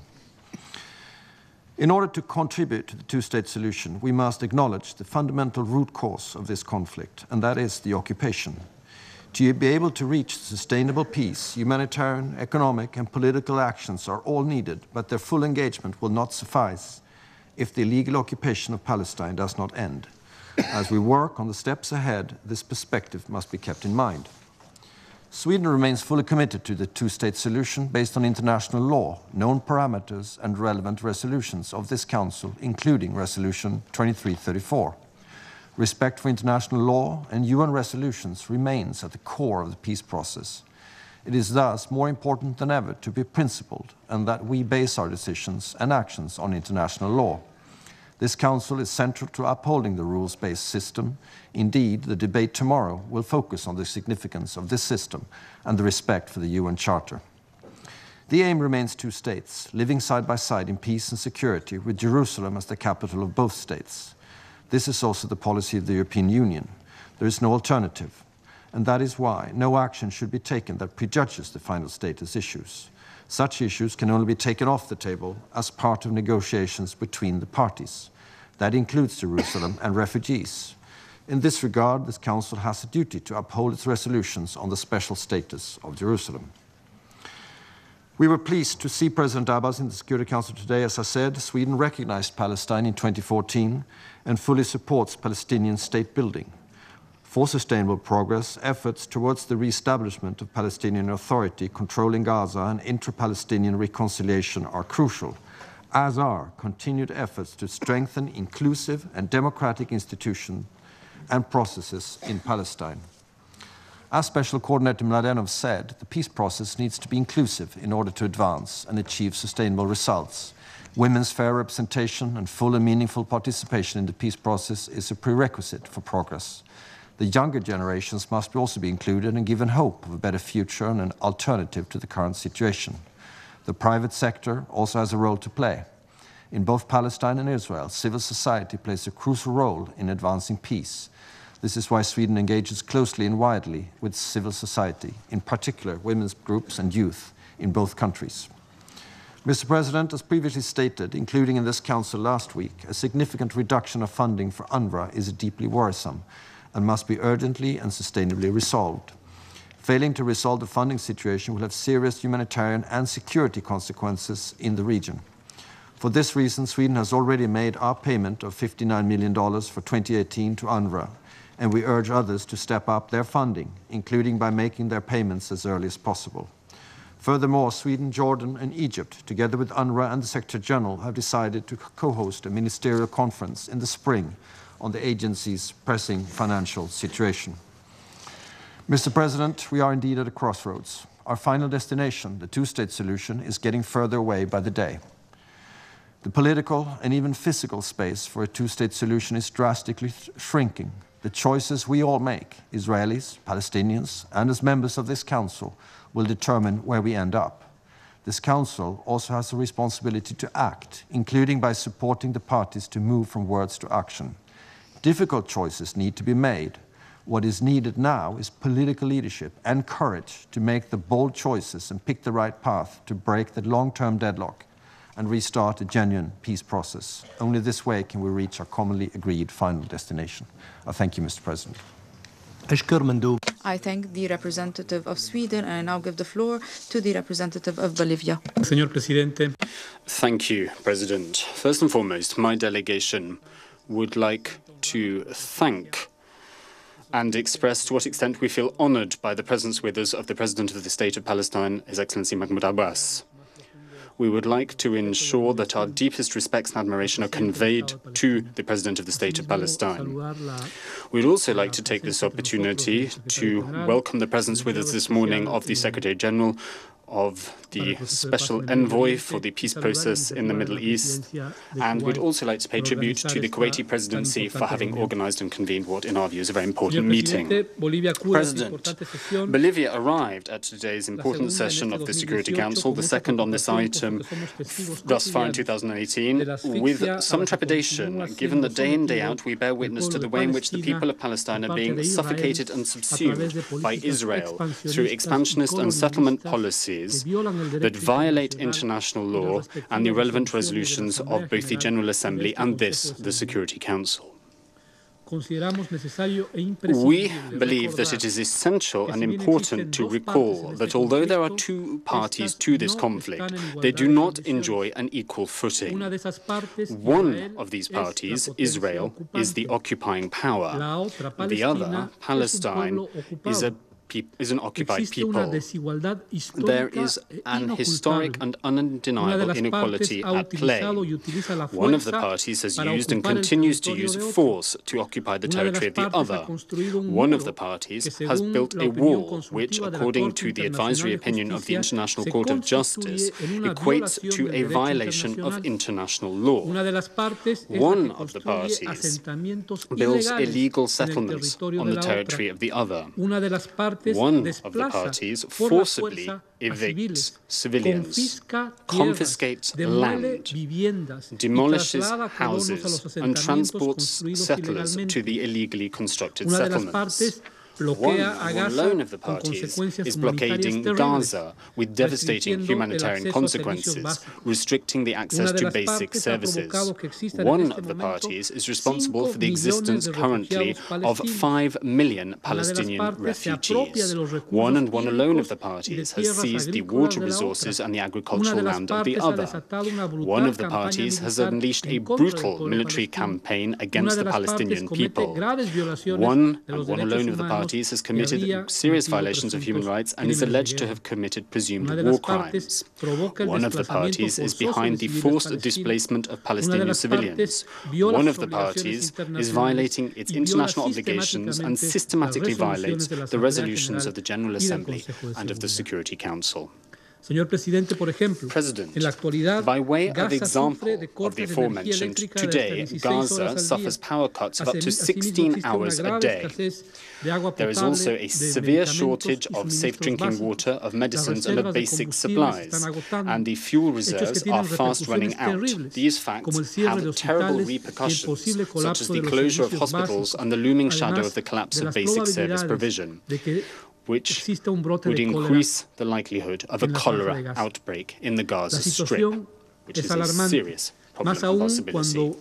The situation is alarming, all the more so at a time when the United Nations Relief and Works Agency for Palestine Refugees in the Near East, known as UNRWA in its English language acronym, which provides humanitarian assistance to more than 1 million people in Gaza, is caught up in a financial crisis that jeopardizes the agency's response capacity. Against this backdrop, we would like to express our alarm in light of the announcement of cuts to UNRWA's financing, a step which is nothing short of a blatant move to politicize the dignity and human safety and security of the roughly 5 million Palestinian refugees. We'd like to pay tribute to Sweden's initiative, joined by other states, to convene a ministerial-level meeting which will address this important and urgent topic. President, for some 50 years, the Israeli policies of dispossession, occupation and discrimination have heaped great suffering upon the Palestinian people. In January of 2018 alone, the Israeli authorities demolished or confiscated some 32 Palestinian properties in the West Bank, which is approximately the same number of structures seized or destroyed as the monthly average in 2017. As a result of this latest round of demolitions or confiscations, some 37 people were displaced and a further 82 were impacted. We cannot talk, President, of a status quo in the occupied Palestinian territories. Rather, we should be talking about an ongoing and continuous increase of this occupation. This occupation continues to spread and it continues to render every day more difficult the life of these Palestinian civilians. We believe that those who suffer most as a result of these expansionist policies are the most vulnerable in society, chiefly comprising women, older persons and children. We'd like to take this opportunity to express our concern for the plight of the more than 300 children who've been detained in recent months by the Israeli security forces. As Mr. Mladenov himself did, we in our turn would like to draw particular attention to the case of the young girl Ahed Tamimi, who has become a symbol of Palestinian resistance. Ahed's story is not just that of a young girl, but it is also the story of millions of other Aheds who have suffered in the same way over the years of occupation. She has been a direct witness of the violence and discrimination suffered by her people day in, day out. She has seen her mother arrested, and she's seen other members of her family ill-treated and abused. She has felt fear and she has felt despair, as felt by other youth and children of her age and younger. This is not a future or a present that any parent would want for their children.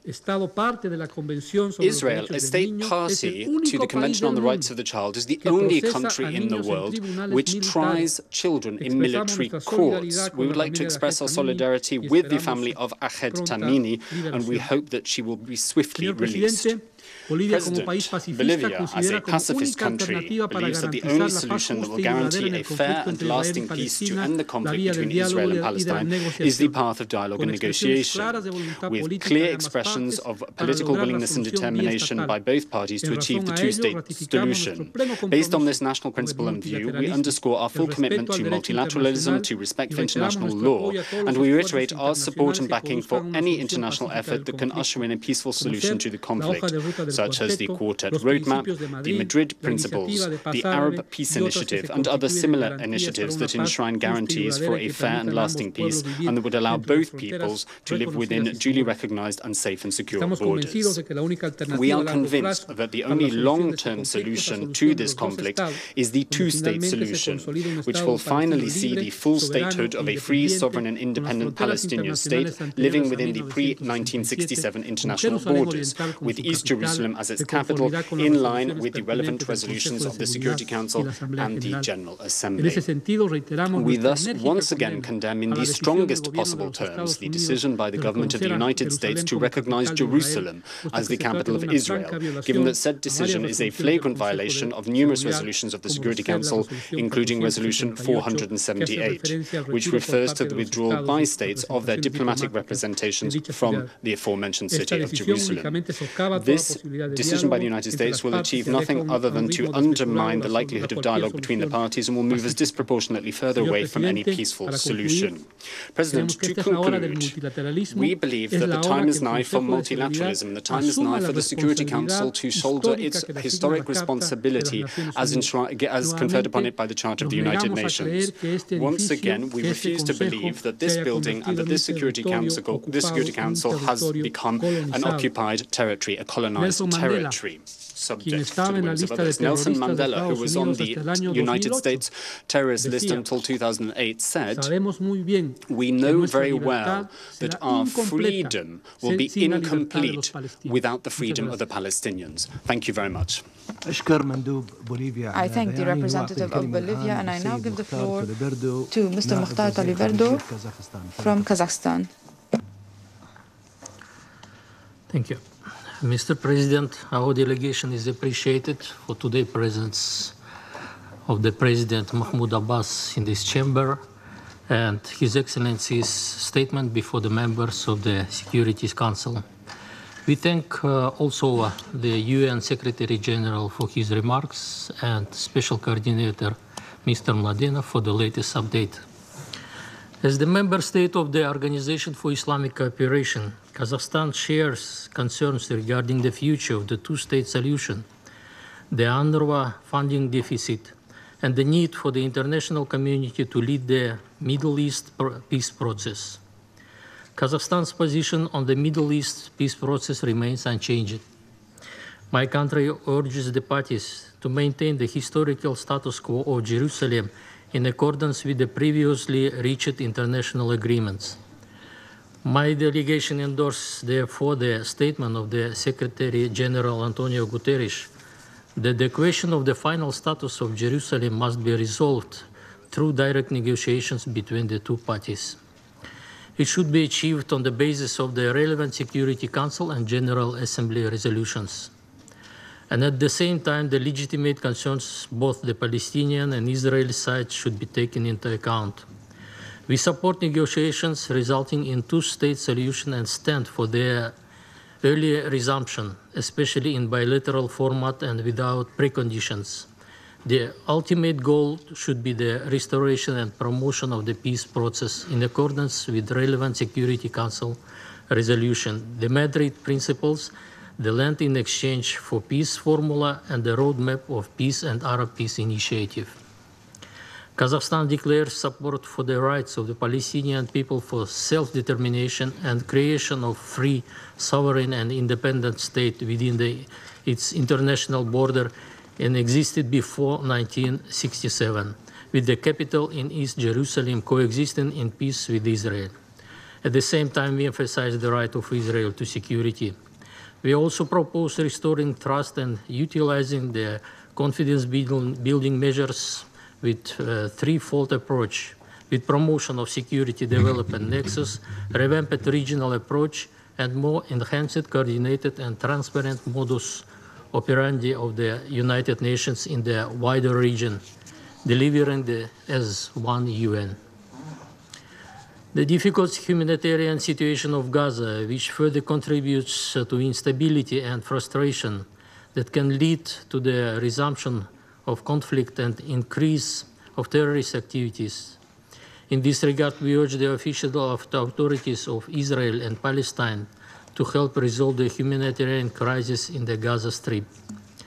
This requires CBMs in economic dimension with support from international community. Kazakhstan endorsed the concern expressed by the Special Coordinator over the funding of UNRWA this year. A significant reduction of its regular budget has already increased in excess for the 5.3 million Palestinian refugees who have already suffered in the longest protracted refugees crisis. Kazakhstan also expressed great concern over the growth of Israeli settlements in the Palestinian territories. All the UN resolutions in this regard have been important steps to bring about cessation of the settlement activities and to prevent violence against civilians. We also call upon the leaders of Israel and Palestine to take concrete steps that will preserve the possibility of peaceful coexistence between the two states and strengthen the prospects for peace based on the inalienable rights of Palestinians to statehood and Israel's right to security, as we mentioned before, and recognition.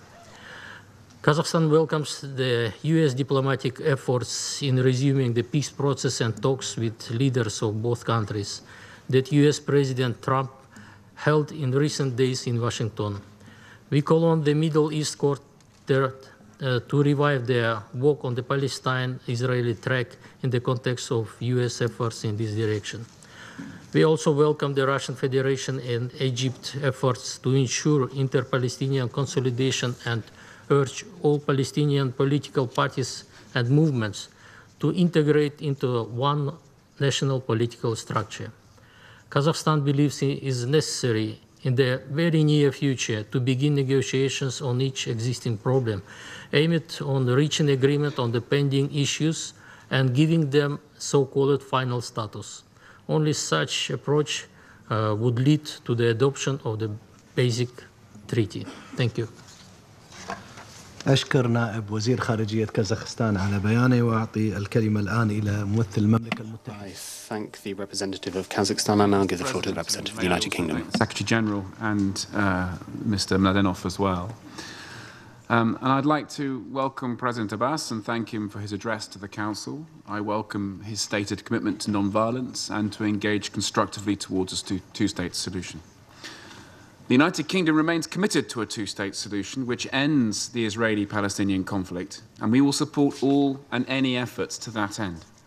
Our long-standing goal is a negotiated peace settlement that leads to a safe and secure Israel living alongside a viable and sovereign Palestinian state with secure and recognized borders and with Jerusalem as a shared capital of both states. US leadership on this issue is indispensable to achieving a solution that meets the aspirations of both parties, and we look forward to the announcement of peace proposals when the US administration judges them to be ready.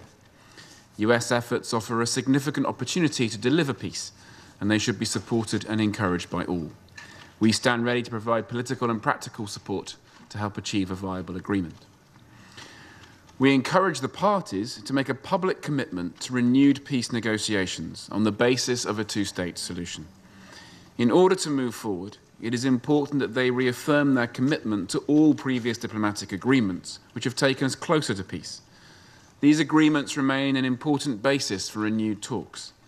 We welcome the Palestinian Authority's continued recognition of the State of Israel and the parties' continuing security cooperation. Mr. President, if a peace process is to succeed, it needs to be conducted in an atmosphere free from violence. We regret that too many people continue to undermine efforts to achieve peace. We condemn the detonation of an improvised explosive device along the Gaza border with Israel on Saturday, wounding 4 Israeli soldiers, including 2 seriously. We also condemn the recent terrorist attack in the West Bank settlement of Ariel.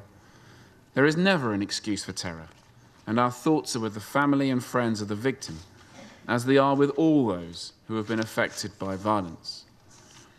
Every Israeli and Palestinian has the right to live in peace and security. There is also a right to dignity, and we condemn kidnappings as well as acts which prevent families from being able to properly grieve for their loved ones. We will continue to press all sides to refrain from engaging in or encouraging incitement, hateful action or language. This only serves to stir up prejudice and takes us further from the goal of achieving peace. In that regard, it is unacceptable for anyone to deny the legitimacy of the connection of either the Jewish or Palestinian peoples to the land. Inflammatory and unhelpful rhetoric on both sides weakens trust, corrodes mutual respect, and undermines prospects for peace. We call on both parties to act with restraint and to show bold leadership. Only when both parties reject violence and work together to ensure calm and stability can peace have a chance to flourish. We are concerned by the Israeli government's recent decision to establish a settlement deep in the West Bank, the second in 12 months. These plans have also raised the possibility of the retroactive legalization of the illegal outpost of Havat Gilad, and there have been renewed threats from Israel to demolish structures in Sissia in the occupied West Bank. We call on Israel to immediately reverse its policies of settlement expansion and demolitions. They undermine the physical viability of the two-state solution, and they call into question Israel's own commitment to peace. Mr. President, the lack of Palestinian unity continues to be an impediment to achieving peace. We therefore support reconciliation efforts which lead to the full return of the Palestinian Authority to Gaza. Our Special Coordinator Mladenov informed us last week, conditions in the Gaza Strip are dire. Further deterioration of the humanitarian situation would not only continue to put lives at risk, but would represent a threat to stability in the region. It is essential that all parties work urgently to improve the situation, and we call for an easing of access controls for people and goods into and out of Gaza. The United Kingdom remains a committed supporter of the United Nations Relief and Works Agency.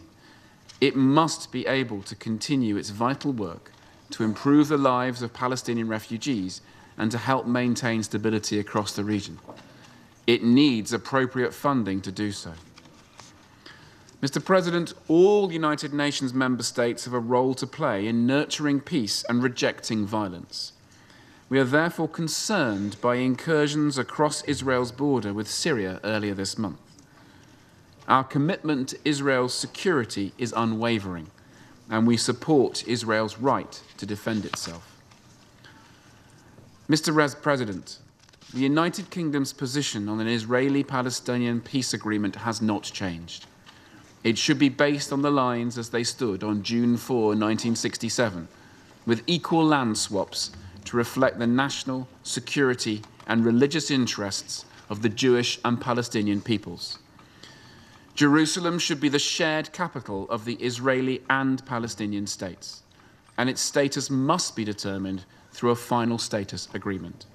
A just, fair, agreed, and realistic settlement for refugees is needed that is demographically compatible with the principle of two states for two peoples.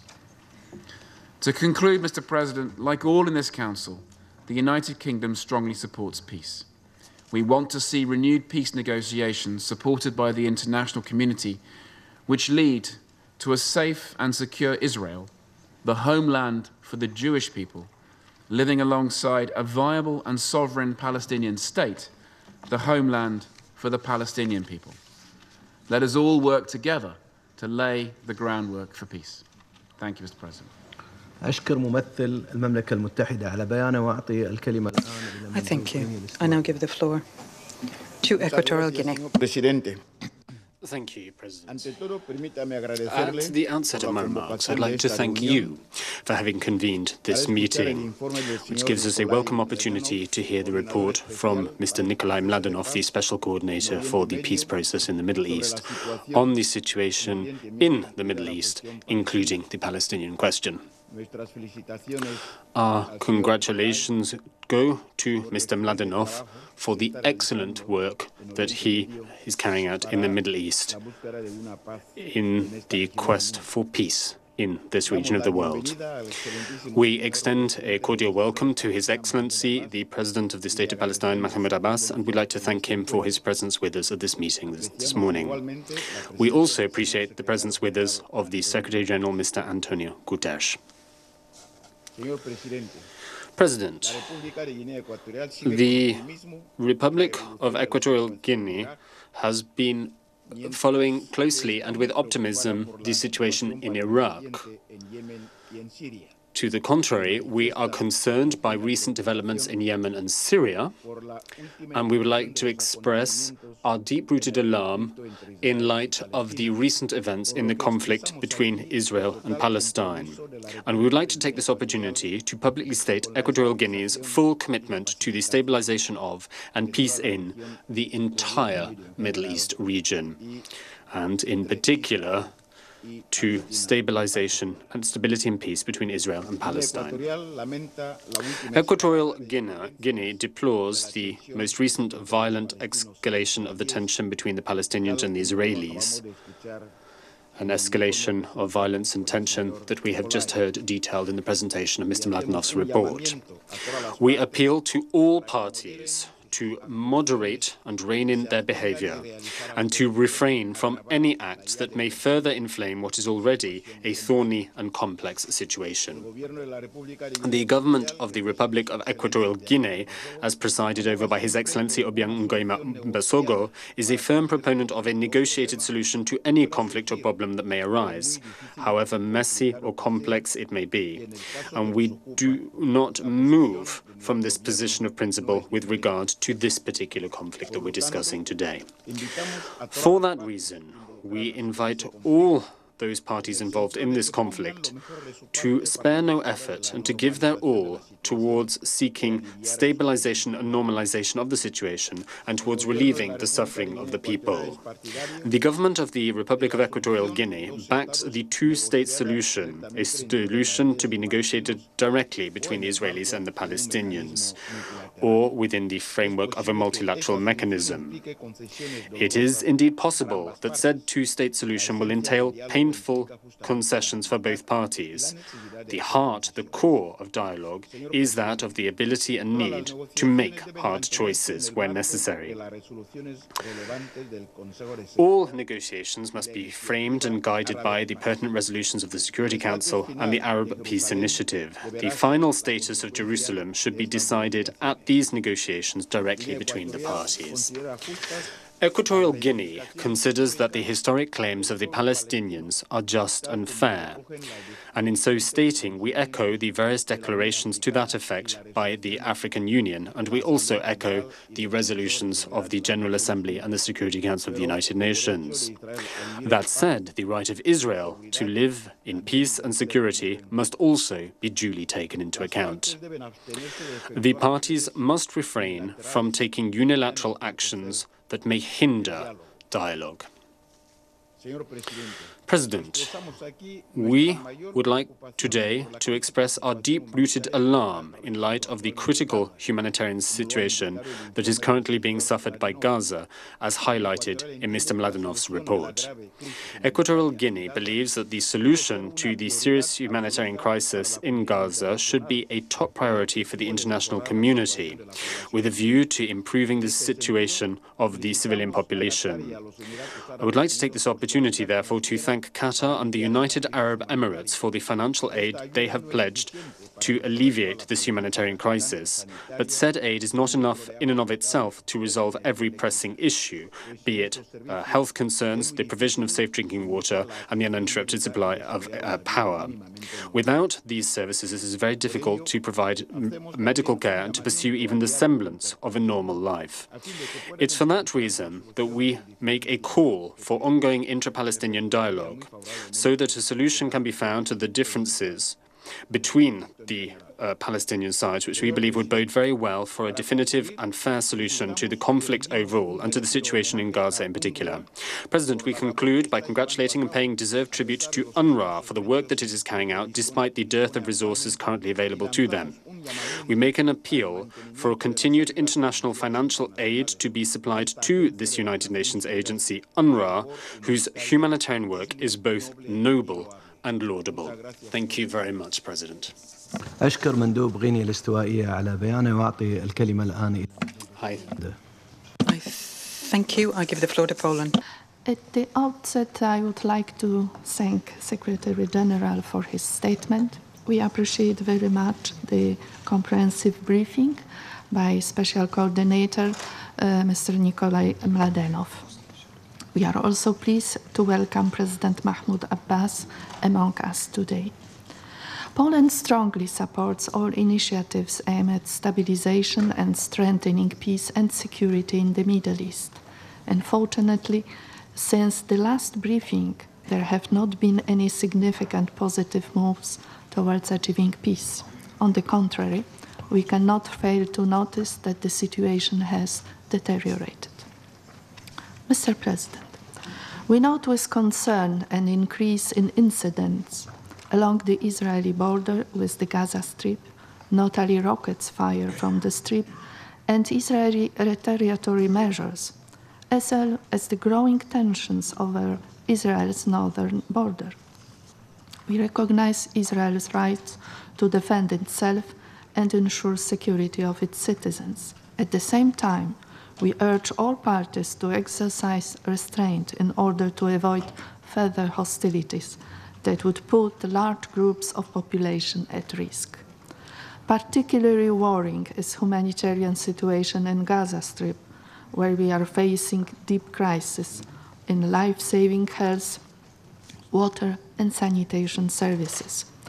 Current shortage of fuel may soon aggravate the situation even further, depriving the inhabitants of Gaza of hope and real perspectives may be very easy use for inflammatory rhetorics that would result in violence, extremism and radicalization, particularly among the youth. We are deeply concerned about the deteriorating financial situation of the UNRWA.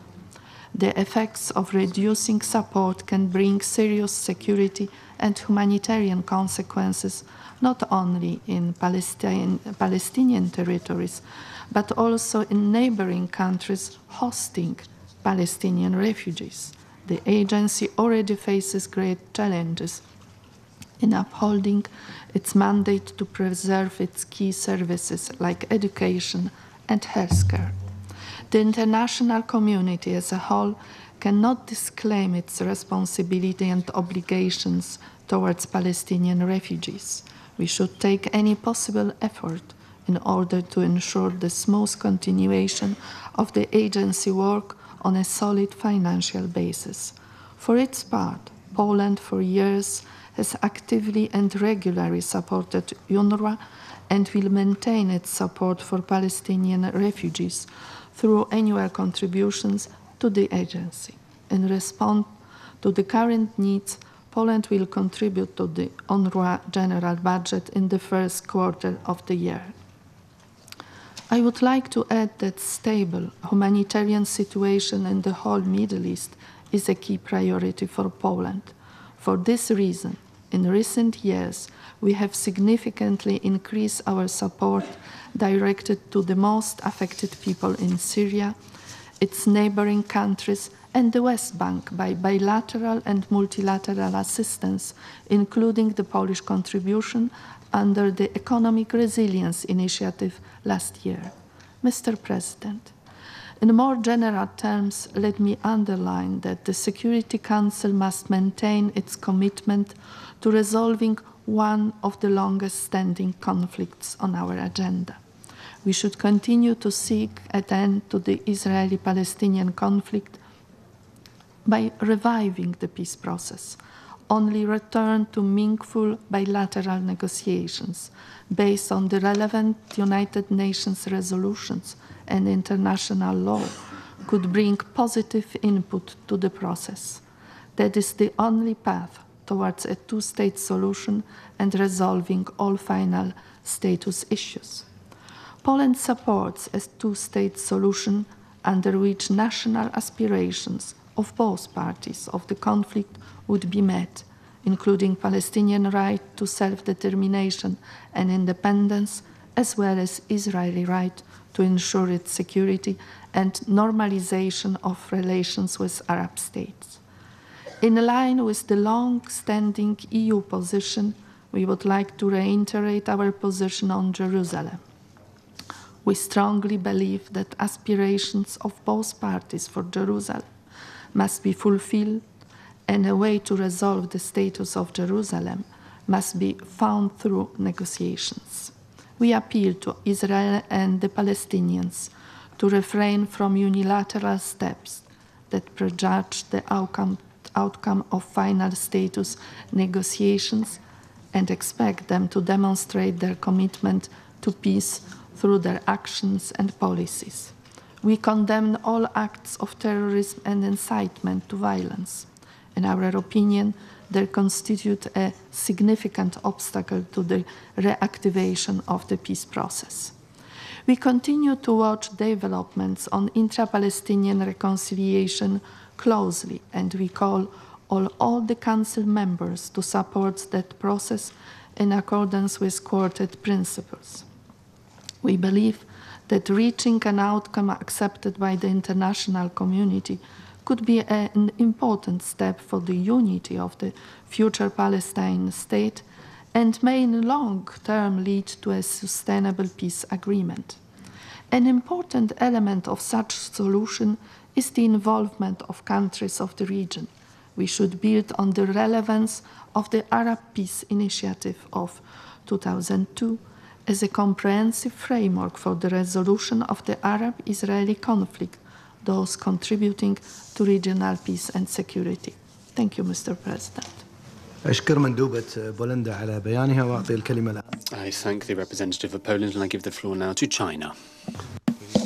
Mr. President, I'd like to thank Secretary General for his presence at today's meeting. We commend Special Coordinator Mladenov for his informative briefing. China welcomes His Excellency President Abbas of Palestine attending to this meeting, and we thank him for his remarks. The question of Palestine is the most protracted regional hotspot since World War II. It lies at the heart of the Middle East issue, fundamental to achieving peace in the region. Only by establishing a genuine state of Palestine can Israel enjoy lasting security. Only a comprehensive settlement to the question of Palestine can bring about a fundamental elevation of the situation in the Middle East. The current situation between Palestine and Israel remains tenuous, coupled with a dire humanitarian situation in Gaza, about which China is gravely concerned. All parties should faithfully implement Council Resolution 2334, cease all settlement activities on the occupied territory, and act to prevent further violence against civilians. All parties should remain calm and exercise restraint, move towards each other, helping to foster the necessary conditions for the resumption of talks. We believe that a two-state solution represents the right way forward towards resolving the question of Palestine. The international community should uphold relevant UN resolutions, the principle of land for peace, and Arab Peace Initiative, jointly exploring ways and means to promote peace so as to achieve an early, comprehensive, just, and durable solution to the question of Palestine. The international community needs to back up the Palestinian-Israeli peace talks. All parties with influence, major influence on the Middle East should all play a constructive role. China remains committed to supporting and facilitating the Middle East peace process. We support the Palestinians establishing a fully sovereign and independent Palestinian state on the basis of the pre-1967 borders with East Jerusalem as its capital. In July last year, Chinese President Xi Jinping put forward a 4-point proposal on this question, calling for renewed political momentum on the basis of the two-state solution, adherence to the philosophy of shared, comprehensive, cooperative, and sustainable security, greater coordination of international efforts to maximize synergy for peace, and a holistic approach for peace through development. Work is in full swing to implement this proposal. In December last year, China successfully hosted a symposium of Palestinian and Israeli pro-peace personages and will continue to push for a political settlement to the question in a constructive fashion. Mr. President, the question of Jerusalem is complex and delicate, which underpins the future solution to the question of Palestine. All parties should respect historical plurality, uphold fairness and justice, implement international consensus, and strive for peaceful coexistence. Act upon relevant UN resolutions so as to reach a solution that accommodates all parties' interests through a final status negotiations. Palestine and Israel should respect each other's right to live and avoid any action that may aggravate the current situation. The international community needs to continue providing humanitarian assistance to Palestinian people and refugees, which can help improve political, security, and humanitarian situation there. Over the past 6 decades and more, UNRWA has played an indispensable role in easing the humanitarian crisis in the occupied territory. We call upon all parties to scale up their support to UNRWA and Palestinian refugees, countries hosting the Palestinian refugees, so as to steadily improve the humanitarian conditions of the Palestinian refugees. Thank you, Mr. President. I thank China. I give the floor to the representative of Côte d'Ivoire. Thank you, Mr. President. Mr. President, my country welcomes the holding of this meeting on the situation in the Middle East, including the Palestinian question. We also would like to thank the Secretary General of the United Nations and the Special Coordinator for the Middle East process, Mr. Nikolai Mladenov, for the quality of the comments and the presentation on the topic. We also welcome the presence in this chamber for this debate this morning of the chairman of the Palestinian Authority, His Excellency, Mr. Mahmoud Abbas, as well as the presence of the permanent representative of the State of Israel to the United Nations.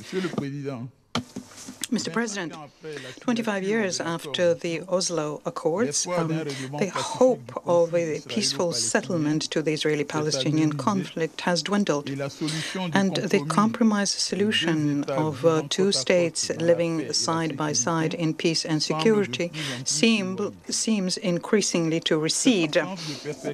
This absence of the political prospect has contributed to the serious deterioration of the humanitarian situation for the Palestinian communities in the West Bank.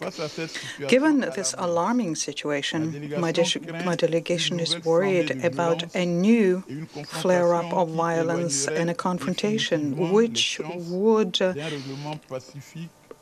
put even further away the prospects of a peaceful settlement for the Israeli-Palestinian crisis. We would like to, therefore, after the clashes which took place recently, which resulted in the death of 2 Palestinians and the wounding of a Palestinian soldier, we would like to call on the Israeli and Palestinian parties to display maximum restraint. Mr. President, my delegation continues believing that peace between the Palestinians and the Israelis remains possible, despite the impasse we find ourselves in currently. My country remains convinced that there is no alternative to peace, and that is why we invite the parties to the conflict to a constructive dialogue in order to overcome the obstacles. In this context,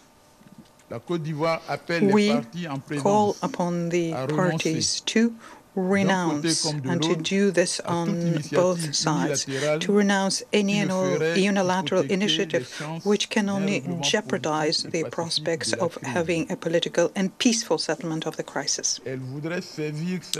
Côte d'Ivoire would like to use this opportunity in order to reaffirm our positions of principle in favor of a two-state solution. It is the only viable option which could enable the Palestinians and Israelis to live and coexist in peace and security.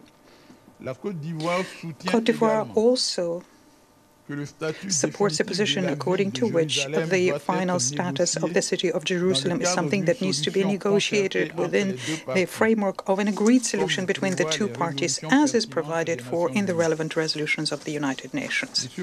Mr. President, the consequences of the Israeli-Palestinian conflict, let me recall, are catastrophic for the people living in the Gaza Strip. They are hit by an unprecedented humanitarian crisis. They are experiencing a very high level of unemployment amongst the young people, going as high as 47%, and shortages of water and electricity. And that is why my delegation calls for the resumption of negotiations between Israel and the Palestinian Authority. We encourage, furthermore, on the basis of strengthened cooperation, the Palestinian parties to continue dialogue in order to ensure that there is an effective return of the Palestinian Authority to Gaza, which would provide for a better handling of the current humanitarian issues. I thank you. I thank the representative of Côte d'Ivoire. I give the floor to the representative of Peru. President, we welcome the convening of this meeting, and we would like to welcome the presence with us this morning of the Secretary General, and we'd also like to express our gratitude for Mr. Nikolai Mladenov's very detailed report. We particularly welcome the presence with us this morning of Mr. Mahmoud Abbas, President of the State of Palestine, and other high-ranking authorities. Peru is following with deep-rooted concern the situation in Palestine, the unwillingness to budge from entrenched positions, the lack of dialogue between the parties, and the never-ending stream of violent acts and episodes have seen the peace process come to a grinding halt that leaves us faced with an unstable and unsustainable status quo. In light of the aforementioned, we would point to the importance and urgency of forging a basic framework of understanding and common ground that will help to reverse the current negative trends on the ground and pave the way for the resumption of direct negotiations between the parties, with a view to preserving and attaining the only viable solution to the current untenable state of affairs that is on the table, to which two states living within safe and secure and mutually recognized borders. Against the current backdrop, it is worth recalling the ongoing relevance and applicability of the Oslo agreements, which furnish the requisite parameters for such a solution. We also highlight the important role that continues to be played by the Quartet. We see as crucial that in the political, religious and social spheres, action and words are governed by a spirit of respect, seeking to build mutual trust as a precursor to the resumption of constructive dialogue. The leaders of both sides are responsible for setting the tone through the tangible demonstration of moderation and their commitment commitment to peace and through their respect for international law and the Charter of the United Nations. This leads me neatly to recall the duty and obligation to implement resolutions of the Security Council.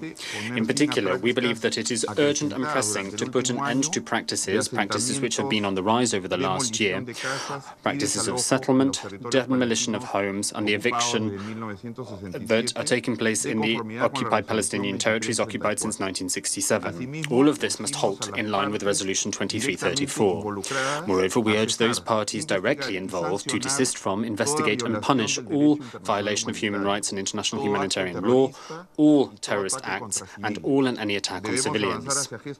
Tangible and irrefutable steps to this end must be taken. For example, information must be forthcoming on the plight of fallen Israeli soldiers or detained Israeli soldiers. We are of the view that the return of the remains of the fallen to their relatives would be a powerful gesture of humanity and one that must be taken. By the same token, we believe that it is essential that the right to legitimate defense be wielded by the Israeli authorities legally, proportionally, and in a properly calibrated manner. The human rights of the Palestinian citizens, including minors, cannot be trampled upon. In a similar vein, we also believe that it is crucial to reject hate speech, to reject anti-Semitism, and to reject discrimination in all its forms and guises. In any society, ethnic, cultural, and religious diversity should be appreciated as something precious and as an asset. It should never be seen as a threat. President, we note with concern the ongoing deterioration of the humanitarian situation in the Gaza Strip, described a few months ago by the Secretary-General Antonio Guterres himself as one of the most dramatic humanitarian situations I have personally seen in the many years in which I have been working in the United Nations, end of quote by the Secretary-General. We believe that it is urgent to meet the basic needs of the people in Gaza. Poverty and marginalization are fertile breeding grounds for radicalization and for violent extremism. It is important to promote sustainable peace, twinning humanitarian assistance with development plans that offer hope and opportunities to the youth. We take this opportunity to reiterate our appreciation for UNRWA and its work. It's important to support this agency and to endow it with stable and predictable financing. This leads me to hail the extraordinary meeting of the Donors Conference that took place in Brussels on the 31st of January. And I also hail the stated willingness by many countries to use their good offices and to contribute to alleviating the situation on the ground. Thank you very much. I thank the representative of Peru. I give the floor to the representative of the Netherlands. Mr. President, first let me welcome the earlier presence of President Abbas here in the Council.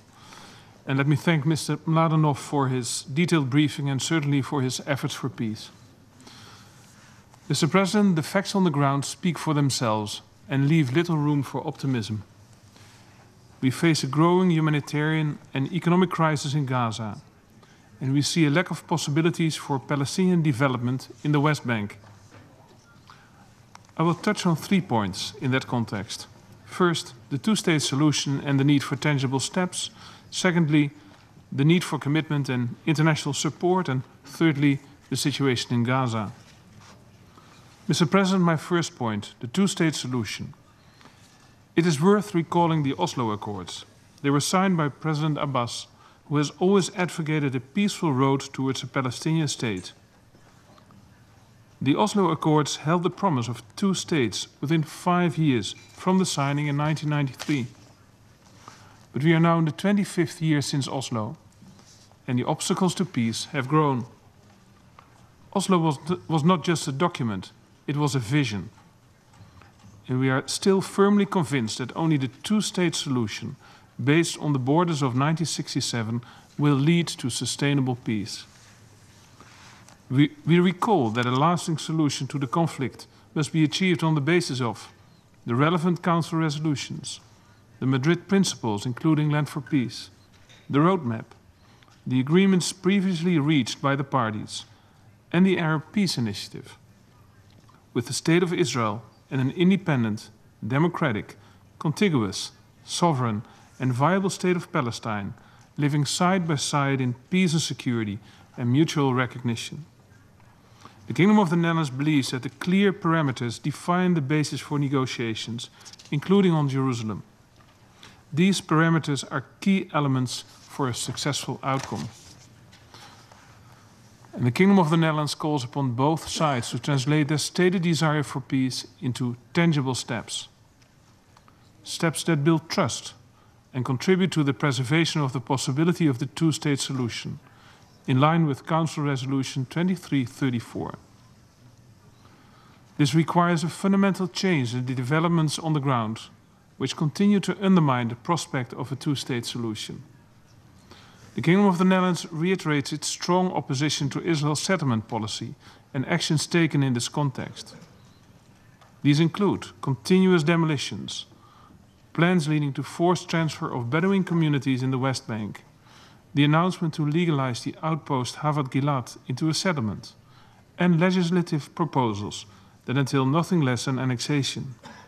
Such actions and proposals are cause for serious concern. The Kingdom of the Netherlands' position has not changed. Settlements are illegal under international law. They undermine the viability of the two-state solution, and they undermine the prospect for a lasting peace. At the same time, the continued violence, including firing of rockets, as well as incitement, needs to stop. The Kingdom of the Netherlands is deeply concerned by the escalation of violence in and around Gaza. Rocket attacks by militants from Gaza are unacceptable and need to stop. And the leadership on both sides must work to prevent escalation. Mr. President, this brings me to my second point, the need for commitment and the need for international support. The current lack of confidence between parties, but also in tried formats for negotiations, creates a dangerous vacuum. They cause both Israeli and Palestinian populations to lose hope. Worldwide examples of resolved conflicts show the following. Negotiations don't start with trust, they start with courage. A political commitment to reach out, build bridges, and create trust, taking people along, step by step. And the international community can certainly help in providing a political horizon for the two-state solution, in line with relevant Council resolutions. The international community can support the parties to find a path back to the negotiation table. To this end, as well as regional with both parties, is crucial. We fully support the initiatives for the two-state solution taken by the High Representative of the EU, working together with both parties, the other members of the Quartet, and regional partners. The Kingdom of the Netherlands will continue to play a constructive role, building on our good relations with both sides. Mr. President, this brings me to my third point, Gaza. As others have said, the crisis in Gaza is growing rapidly. Unemployment is rising and the economy is coming to a virtual standstill. Gaza faces a lack of energy supply that affects all aspects of life, including the provision of water and treatment of sewage. Almost none of the groundwater is any longer fit for human consumption. Raw sewage flows into the sea, polluting the water which is needed for desalination. And the people in Gaza suffer from insufficient access to adequate health care. In the words of the Secretary General, Gaza will become unlivable by 2020. But for many, it is hardly livable this very day. A growing number of people there is dependent on humanitarian aid. And UNRWA, as we all know, is the largest provider of this aid. But the critical financial situation of UNRWA is undermining its ability to provide basic services to the people in Gaza. We are concerned that this negative forecast will lead to growing despair in Gaza. It will add to the unpredictability of the situation and to an increased risk of instability in the other areas of operations of UNRWA. It is our collective responsibility to ensure that UNRWA is able to execute its mandate, as given by the UN General Assembly. And the Kingdom of the Netherlands calls upon all stakeholders to put the needs of the population at the forefront in future decisions regarding Gaza. The positive measures suggested at the Ad Hoc Liaison Committee in Brussels can lead to a significant improvement of living conditions. This includes expansion of possibilities for trade and support for essential services like water and energy. Therefore, we call upon all parties involved to live up to the commitments made. We call on the Palestinian Authority to proceed on the challenging path of intra-Palestinian reconciliation. We support the efforts to restore unity between the West Bank and Gaza and the return of the Palestinian Authority to Gaza as the single legitimate governing authority. And the incidents over the weekend showed again the need for a political solution for Gaza. In conclusion, Mr. President, I started by saying there was little cause for optimism. However, in the Middle East, optimism is not so much a choice as it is a necessity. This conflict can be solved. This conflict must be solved. We should all work diligently and in concert to advance the two-state solution, the parties themselves, the region, and the international community at large. Thank you very much, Mr. President. I thank the representative of the Netherlands. I now give the floor to the representative of Ethiopia. Thank you, Mr. President. We would like, as always, to thank Special Coordinator Mladenov for his useful and comprehensive briefing on the latest developments concerning the Middle East and Palestine. We have always benefited from his briefings. We were pleased and honored to have had His Excellency President Mahmoud Abbas with us this morning, and we thank him for having been here and for sharing with us his thoughts and vision on the very critical issue at hand. We also appreciate Ambassador Danny Danon for having been here and for sharing with us the Israeli perspective. We are very much concerned, Mr. President, with the lack of progress in the Israeli-Palestinian peace process. The latest developments have once again brought the Israeli-Palestinian dispute back to the fore, underscoring the urgency of renewed commitment to the peace process without any further delay.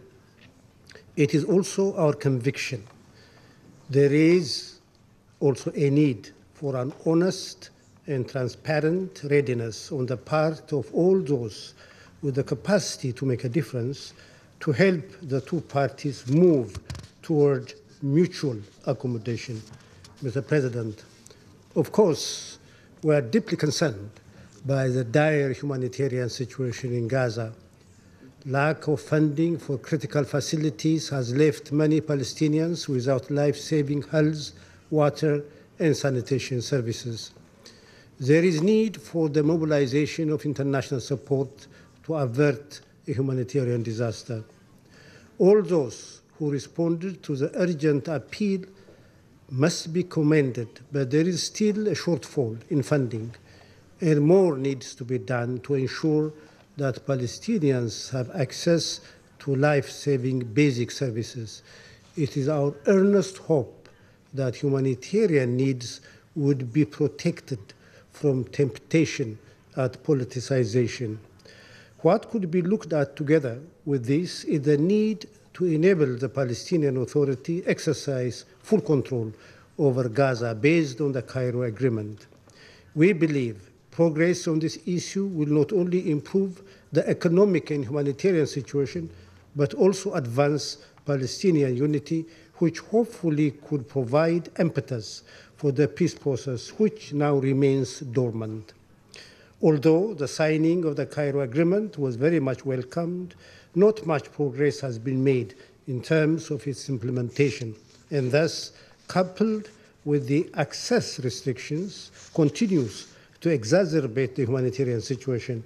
In this connection, we note the trilateral meeting held recently between the Special Coordinator, the Palestinian Prime Minister, and the Israeli Coordinator, and the discussion held, among others, on facilitating critical humanitarian solutions and revitalizing the economy in Gaza. Mr. President, Ethiopia's position on the Israeli-Palestinian dispute has always been unambiguous as well as very transparent.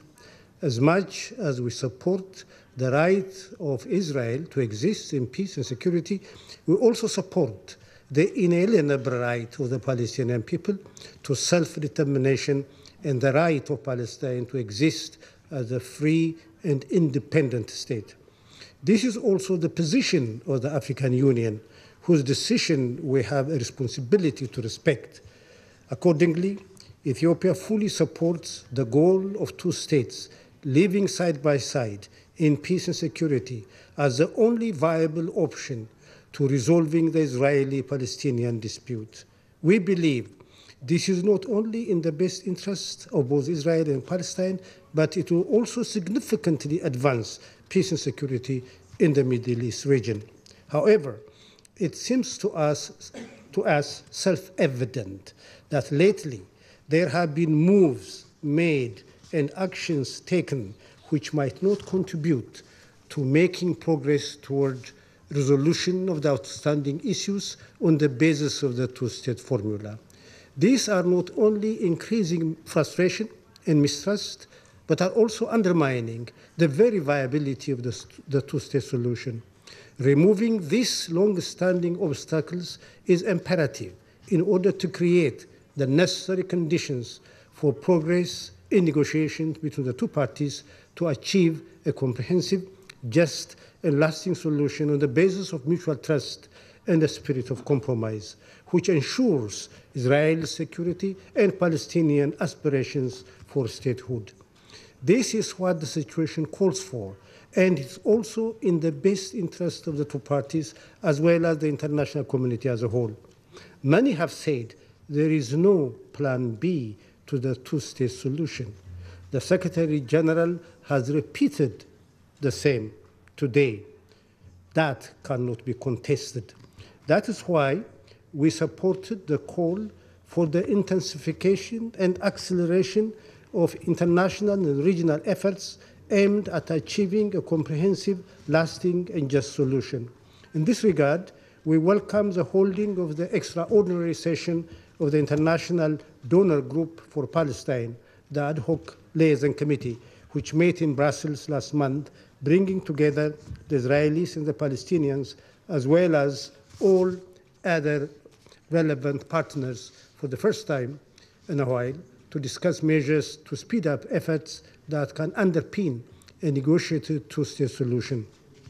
Indeed, the resumption of negotiations requires the full support of all partners, and all should play their part for any meaningful progress to be achieved.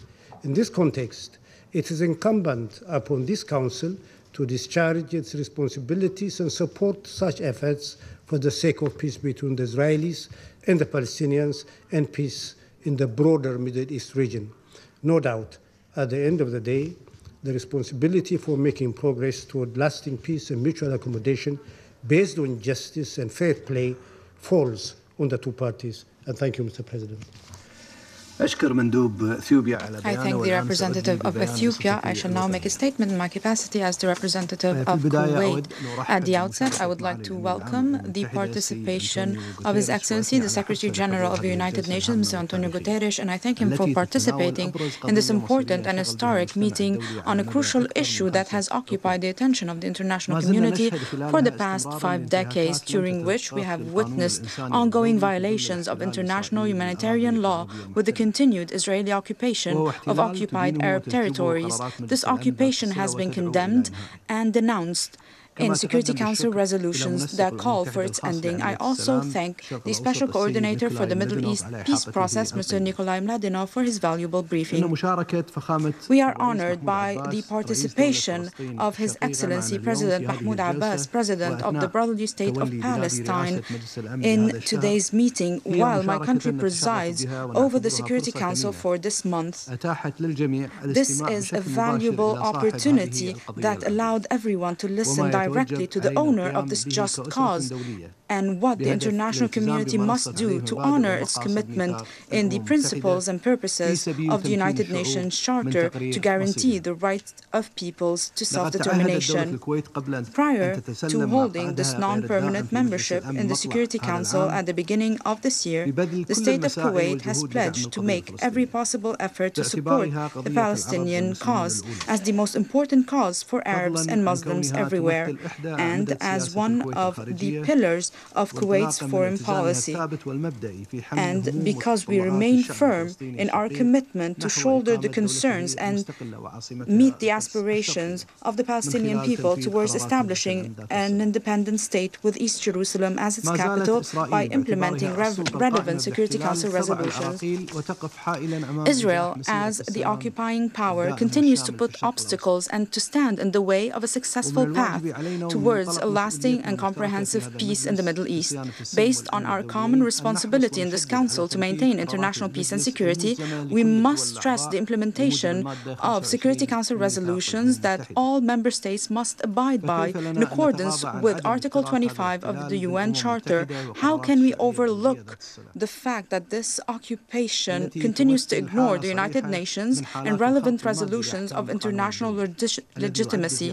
This occupation continues to be a physical violation of the provisions of international law, which nowadays is the arbiter of international relations. The peace process in the Middle East has witnessed many milestones and international initiatives that resulted in many UN resolutions. However, failure to commit to these resolutions exacerbated the humanitarian crisis confronting the defenseless Palestinian people and increased tensions in the region. This has had an impact on international security and stability, and we have witnessed the emergence of other crises in the region that we are all suffering from, such as extremism and terrorism, and these cannot be addressed without addressing the root causes and the crux of the conflict, i.e. the Palestinian question. We have all witnessed the repercussions of the recent decision on Jerusalem, which is hindering our efforts and jeopardizing the peace process and affecting the balanced negotiation process. Therefore, we call on the United States, because we are confident that they play an important role in the peace process, to work with the international community to compel Israel to implement resolutions of international legitimacy and end its occupation of all Arab and Palestinian territories occupied since June 4, 1967, in accordance with resolutions of international legitimacy, the principle of land for peace, the roadmap, the Arab Peace Initiative adopted by all Arab countries in the Beirut Summit of 2002 through a peaceful resolution that establishes the State of Palestine with East Jerusalem as its capital. I would not be exaggerating if I say that a political will to ensure the full implementation of Security Council Resolution 2334 will help achieve that goal, as a historic resolution that reaffirmed an important legal principle, or the most important legal principles linked to the Palestinian question, i.e. the inadmissibility of the acquisition of territory by force. Israel, the occupying power, must strictly honor its commitments and responsibilities, legal responsibilities, by virtue of the Geneva IV Convention of 1949 on the protection of civilians in times of war. The Security Council also condemned measures to change the demographic composition, the character and status of the occupied Palestinian territory occupied since 1967, including East Jerusalem. The Security Council, in Resolution 2334, also condemned the Israeli settlement activity as illegal, illegitimate, and a blatant violation of international law, given that it is a major obstacle to achieving the two-state solution and a comprehensive and lasting peace. Not only that, Resolution 2334 also stated that any changes along the lines of June 4, 1967 will not be recognized by the Security Council, including changes to the legal and historic status of Jerusalem as one of the final status issues. Regrettably, more than a year has passed since this historic resolution, and it still has not been implemented. Even worse, when the provisions of this resolution were violated and we witnessed unusual record levels of Israeli settlement activity in occupied Palestinian territory, whether constructing new settlements or expanding current settlements, in a blatant violation of Resolution 2334, which led to the forced deportation of the landowners among Palestinian families. The State of Kuwait strongly condemns the illegal and illegitimate Israeli policies in the occupied Palestinian territory, including East Jerusalem, and their ongoing violations of the inalienable rights of the Palestinian people, our brethren. I would also like to address the humanitarian situation in the Gaza Strip, which we are following with great concern, given its dangerous consequences on the lives of 2 million Palestinians in the Gaza Strip,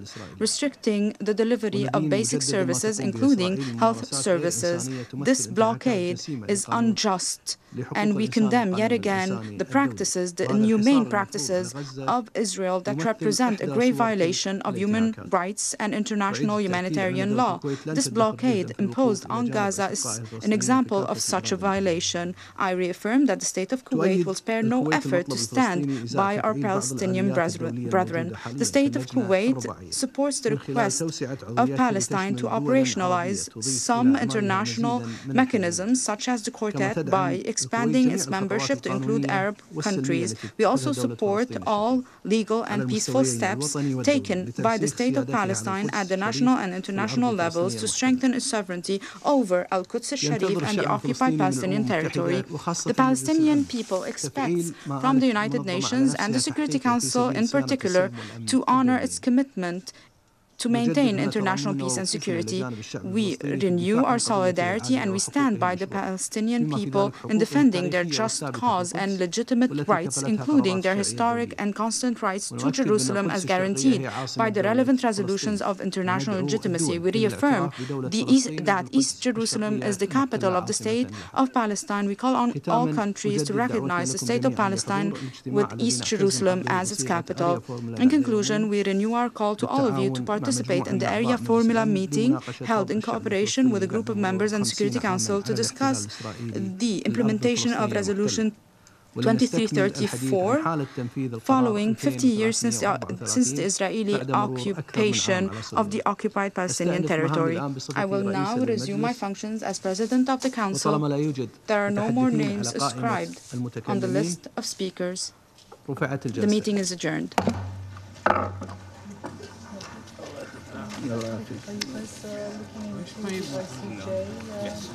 بتتكلم فيها بإسهاب في الأريا فورم.